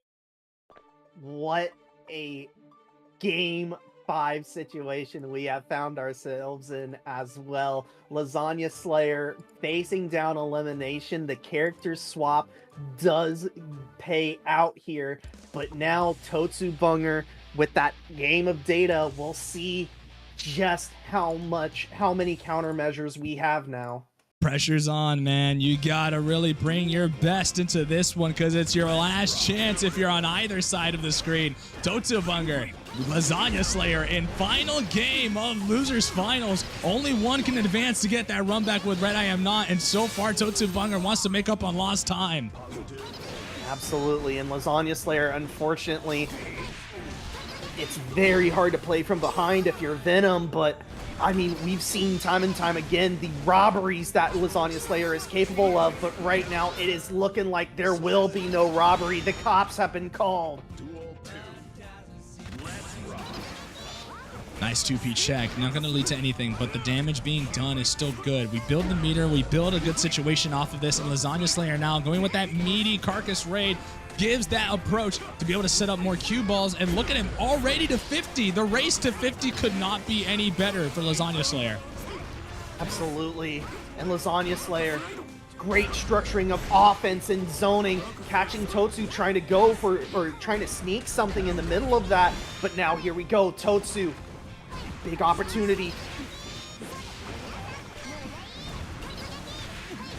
Great catch there. And we go for the Kara into the Great Yamato Whale. We are going to let Free Willy ride out for the final time of the night. 100 meter, 100 burst. You got to pick an option, and Gold Burst is going to be the one to do it, as we are going to send out the Dark Angel yet again. Staying on the ground. We go to final game. Final round here.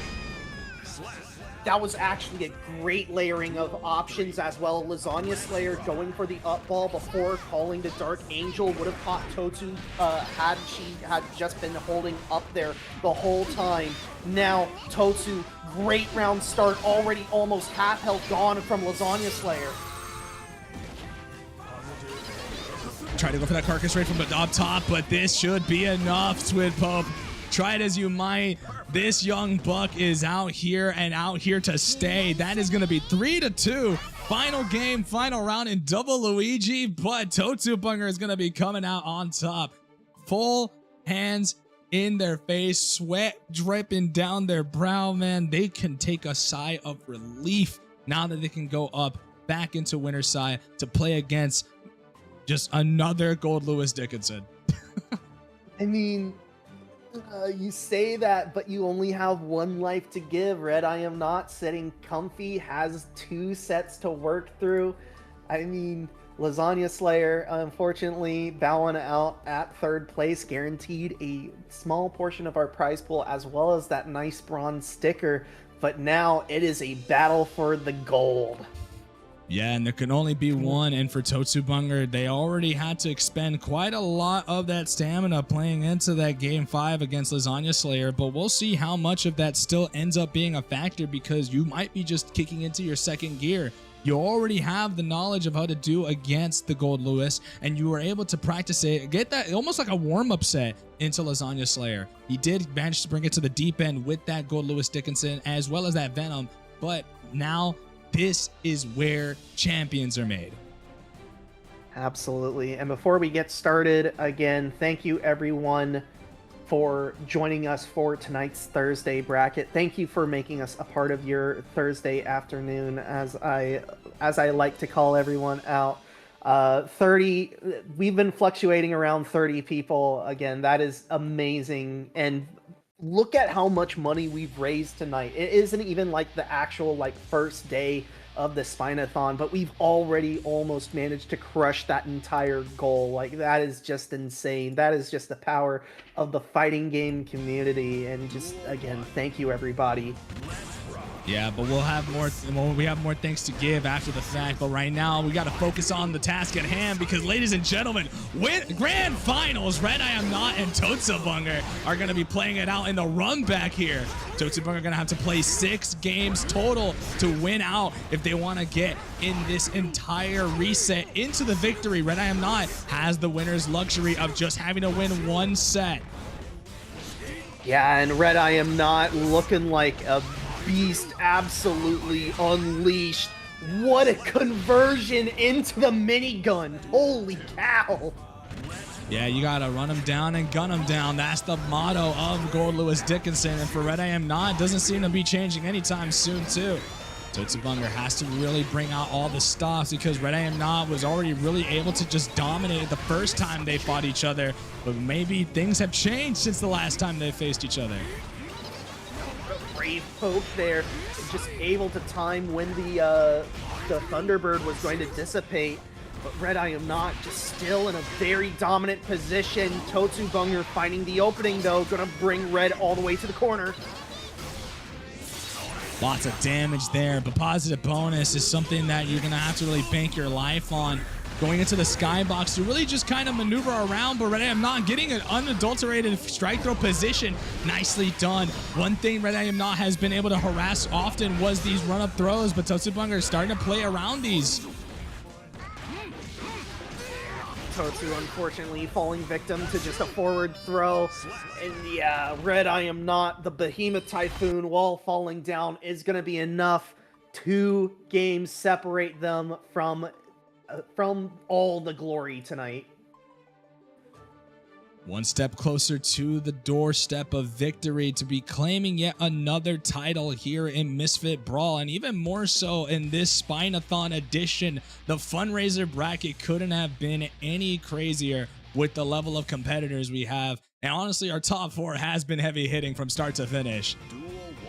Oh yeah, absolutely. It has been amazing to see all these great competitors tonight, and it has been whittled down to the final 2. Totsu off to a way better start than the last 2 rounds. We'll see, can they continue to hold this momentum? Well, hard knockdown off the great Yamada will do us a world of justice, because look at that damage output that this little girlie can do. Totsu Bunger now gonna go with that same side. J2H, great IBFD from Red I Am Not to at least sever the gap between them a little bit more. Totsu Bunger trying to go with that 3K and snipes it out. Really aggressive play, but hey, you got to give it up for Totsu Bunger. That was a great play. Kappa, I'm shocked that even connected like that. That was crazy. And Red I Am Not priced into pulling the burst out very early in the second round. Totsu definitely has the wind in her sails. I mean, when you got blue waters and blue skies, it's all up from here. Totsu Bunger now gonna have to start flying high, because look at the damage output that Red I Am Not has at their disposal. Try to go for the Totsugeki, but Behemoth Typhoon puts you back down to earth. Little life left in your occupancy, but Red I Am Not is gonna even things out in the rounds like things never happened. Absolutely, just put it out of your mind and just reset as the rounds start. Respect from both sides before we get into the violence. Totsu already very low on life, has to spend the burst. Nice jab out to deal with the Totsugeki there. Right I Am Not using that FRC to be able to secure a few plus frames there to be able to let out that Thunderbird. And look at the damage output, like Swiss cheese, man, shredding through the health bar. That's another point on the board for Red I Am Not. My lord. Man, there is just some crazy damage routes, and Red I Am Not just a master of all of them. 2 games under their seat. Just needs 1 more for tonight, but I mean, facing down Totsu Bunger very capable of starting the reverse sweep here, but it's do or die now. Yeah, you only got 1 chance here. Even if you manage to win 1, you gotta win 3 on the bounce if you really want to stay in the bracket. And Red I Am Not has been representing these throw shimmies a lot more. May have found the kryptonite for Totsu Bunger, and it seems to be just simple strike throw. I love me some strike throw, and Red I Am Not also reciprocating. Totsu, yeah, just take the burst with you. Facing down elimination. Tournament point for Red I Am Not. Run up throw from both parties, but both go for the tech there. Going for that up back into the JK is going to do some justice for Red I Am Not, but good IBFD from Totsu Bunger to at least try and close the gap a little bit. Without burst, Red I Am Not just taking the lead, not letting Totsu Bunger have any opportunities whatsoever. Good just block, but it's not enough. 1 good chance is all Totsu Bunger needs, but you're now in a world of hurt as you got to deal with Go Lewis Dickinson offense. Red I Am Not waiting for that chance, waiting for that little bit of a gap as they've been punishing it all day long. 50 meter on deck for Totsu. Gonna wait it out as we let the minigun fly, preventing the chip and also halting the meter for Totsu Bunger to bank off. And that is it. Squid Pope, let the people rock for the 1 time. Tell them how it is. Well, it was very close fought, but in the end, congratulations, Red I Am Not, Misfit Brawl number 46, Spine-O-Thon edition champion. And just like that, it couldn't have ended more in a car crash if you tried. But hey, that's what you sign up for when you get into tournaments like these. When you're in the Den of Demons, expect nothing but unadulterated and unfiltered chaos. But as per usual, man, I could not be any happier with the kind of tournament play that we have on a weekly basis, whether for North America or the European sectors. We have been thoroughly entertained. And not only that, our objectives are one step closer to completion, because this is your guys' efforts. You guys push this progress bar at the bottom of the screen to the furthest it could possibly be, just for the preemptive efforts of day one, which is starting on May 1st on the Spine-O-Thon. Dude, look at the schedule. We're not even the first real day of the event. We're the preliminary stages of it. But look at us. We've already made it. And we've already got far enough into this entire progress bar, man. It could never be any better for us. Oh yeah, again, it's absolutely unreal what the FGC is capable of when we all unite together and all just give one big unified push at the very end. Like, it's going to be absolutely spectacular as the Spine-O-Thon rolls on. Again, thank you everyone who showed up, who donated. I'm at a loss for words. Well, don't worry. If anything, we'll get back in those words in a minute as we take a little bit of a break and a little bit of a backseat, because the guest of the hour wants to come and say a few words before we conclude tonight's event. So if you can, Angel Online, what you got to say for us? Okay, I have a lot of things to say, actually. Quite a few. I'd like to reiterate my thanks for everyone who's been involved with this event. So I said thank you at the start. You're gonna hear it quite a few more times, okay?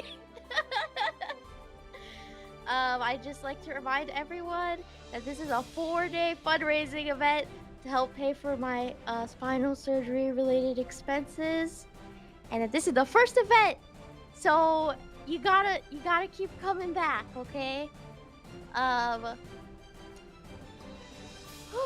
very overwhelmed right now. I was not expecting anything like this to happen to me when I set out to try and help my mom pay for my spinal surgery. I was not expecting anything close to this. I thought we might get $100 and I'd be like, hey mom, we got something, right? But this is unbelievable. My mom actually watched the opening events. She watched my little speech. But as you might remember, I have one last thank you to give. And that is for Sir Kappa. I'd like to thank my best friend, Sir Kappa, who set up not only this bracket, but also assisted with the Spine-O-Thon as a whole. During this difficult time, where others may have cast me aside, Kappa saw me struggling and decided to do something about it. Kappa, you are a dear friend who has changed my life. From pushing my wheelchair at fighting game events, to making me laugh and smile while I'm in incredible amounts of pain, to organizing this fundraiser. I'm honored to know you, and even more honored to be your friend. Thank you, Kappa, from the bottom of my heart, for putting this event together. I love you, man. You're a great friend. Hey, it's a wonderful time, man. This community has always been at the forefront of everything that I do here, and it's a wonderful place. I've known the worst and the best of it, but 11 years have taught me there have been great things to come from my investment, and I've been able to make friends along the way. And even better, I have 2 friends who are getting married, for Christ's sake. I'm friends. Yeah. So I have no regrets in sticking around for as long as I have, even during tough times, which some of you may know, but I'm willing to put on a show where I can, and I'm glad we were able to do that even in the worst of times. So thank you all again for contributing. You guys have no idea how much this meant to me. Like, in a way that you guys couldn't even begin to fathom the emotional burden that it gave to me, because this was so overwhelmingly emotional for me. I needed all the support, and I'm thankful to everyone. We both did. Yeah. We've been, Apple and I have been, this has been our way of coping through just learning this life-altering event is happening. My mom has actually been involved. She's been watching all the Spine-O-Thon stuff, and she's very grateful. So I just want you all to know that your efforts today will make a world of difference in our lives. So thank you very much for being here today. Well, in any case, though, while we do have all the sappiness that we are getting through, Bill, I think that this comes. Yeah. Yeah. So just before we get into the promo sections of like all the plugging out of the way, because I know Squid Pope, you've got a lot of things you want to announce with Team Factor and all. I think we should give a lot of credit where credit is due to our top 8ers. So let's start from the bottom and make our way to the top. At 7th place, we got that young boy Insert, really putting on a show with the May and the Giovanna. Then you have Prophet's own Ty rocking out with that Soul Bad Guy. You have 5th place with Yokai's own Astral really rocking out with the Anji Mito. You have Moth's own Vortex really putting on a bullying performance. And then from 4th place onwards, we got Test Your Luck on the Nagaryuki, ever so potent, the Snowball King. And then from bronze upwards, we have Yokai's own Lasagna Slayer really rocking out with 90% of the way with Venom, but also pulling out the Gold Lewis. At silver, you have Totsubunger on All May. But to crown tonight's champion, a multi-time champion, Red I Am Not takes gold and takes 60% of tonight's prize pool. Congratulations to everyone involved. Yay, free stickers, let's go. Yeah, but Squid Pope, where can we find you, man? You know, we've been here for a while. We've been on the mic for a bit. Where can we find you and all your events moving forward? Well, I am Squid Pope. I am a member of Team Factor on their commentary side. You can find me very frequently helping to hold things down with the Factory, which is Team Factor's very own in-house tournament. Things are kind of in flux at the moment as the Geekly's Team League is about to kick off, so we may be moving dates here in just a moment, as I think we are looking to be approved for 3 total teams, which is absolutely insane. Thank you, Angel. You can find me at Squid Pope at pretty much any social, just without the underscore. You can also occasionally find me on Paragon calling Guilty Gear. You can also, if you're in the Dallas area of Texas, you'll probably see me like around a couple of the events. But speaking of Dallas, if anyone is looking to play in a Dallas event here in a little bit, I would like to shout out Hip Hop Kick, which is a combination music festival and in-person tournament. It is going to be a one-night event on July the 25th. Early registration is actually going to close here at the end of the week. So please go ahead and check that out.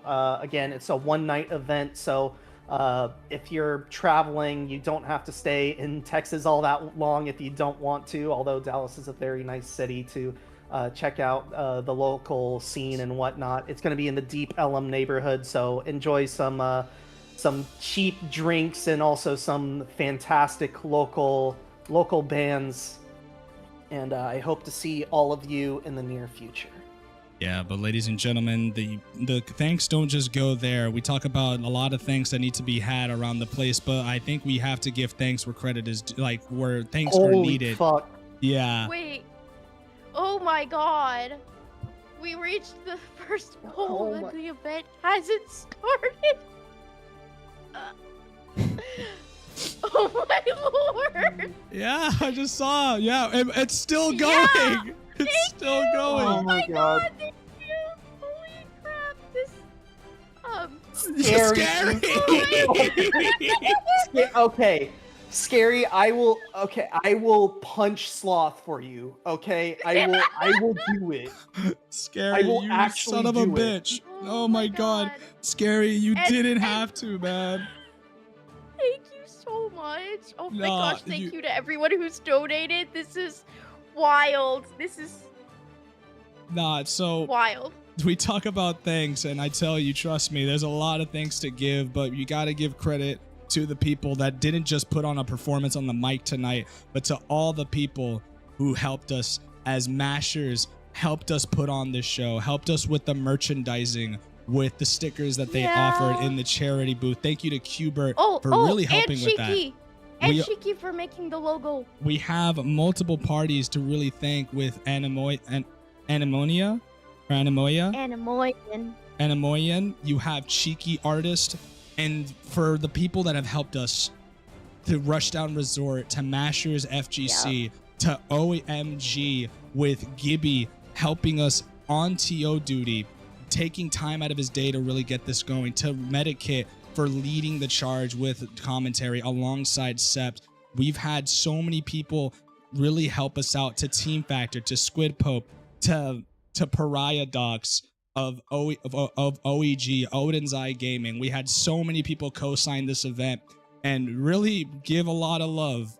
In a time of real division, we found a lot of unity with people, and I'm glad to see that it wasn't just the goodwill of Yokai, but just the genuine kindness of so many people, that it really honestly speaks to me in a way that I haven't been able to really feel in a long time. So I appreciate every single one of you for coming together, and not even for our sake, but for Angel's sake. It takes a lot to come together and do the right thing, but the fact that you guys did it and even exceeded that, and it's day zero still. It's day zero. It's day zero, and we've already completed the first objective. Oh my goodness gracious, this stair lift is gonna be designer, man.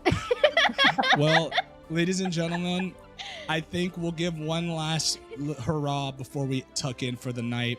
But I do want to say one more thing. I have great news. Our Marvel Rivals tournament is up to 100 competitors. So this is only going to get more Which exciting. Is crazy. So, ladies and gentlemen, so many. We're doing a Tetris lobby I'm tomorrow. sorry It's gonna be awesome. for swearing. Yeah. Yeah. But yeah. Holy shit, man! This is awesome. Yeah, it's the progress we made as a community is something to really speak on. But thank you all again. This is one last look at the itinerary. For those of you who are not aware, or for those of you just finishing to tune in, this is what the itinerary is going to be for the next 3 days after today. You guys already gave us one hell of a head start going into May 1st. Holy crap. And I could tell you right now, it's only going to get better from here. So thank you all. Be sure to keep track of the updates to the community as Yokai provides them. I will get the top 8 graphics out as soon as possible, but in particular, that is going to be it. Ladies and gentlemen, boys and girls, ladies and emperors, it has been an absolute emotional roller coaster and an absolute ride. Thank you all for joining us for tonight. Thank you to Squib Pope and everybody else included. And thank you all for the competitors and the viewers for showing your support. I've been Sir Kappa, and this is going to be the end of tonight. Take care. We'll see you guys in the next one. Bye, everyone. Once there, everything comes through. I've heard of such a dreamy place.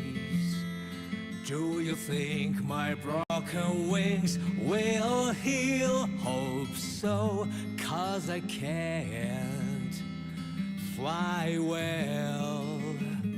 I wonder if this rain will stop one day. Someone's been crying all along.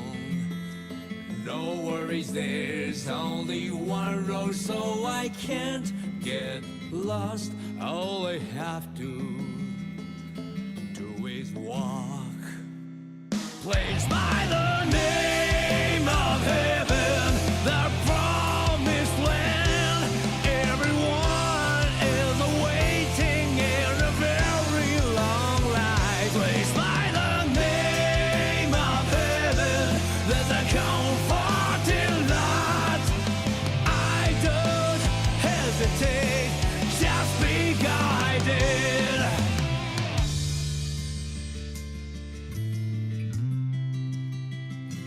wonder how far I have come, and what have I ever done? Alright, well, I'm sure I'll be there soon. All I have to do is walk, placed by the name of heaven, the promised land. I wonder what was waiting for me, placed by the name of heaven. There's a comfort in that. I don't hesitate, just be guided. I haven't talked to my heart for a long time. When did I stop flying? Is it a wings that are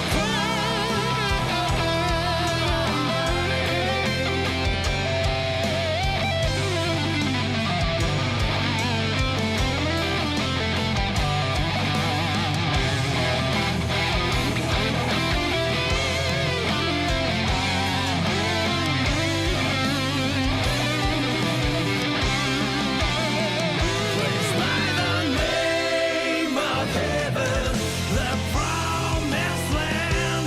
Can I find myself again in that life? Placed by the name of heaven, there's a comfort in that. Freedom in my hands means that I can get. Placed by the name of heaven, wings. I'm sorry, I may sacrifice, but I should have known the name of heaven. I can't get out of line now. Freedom in my hands means that I can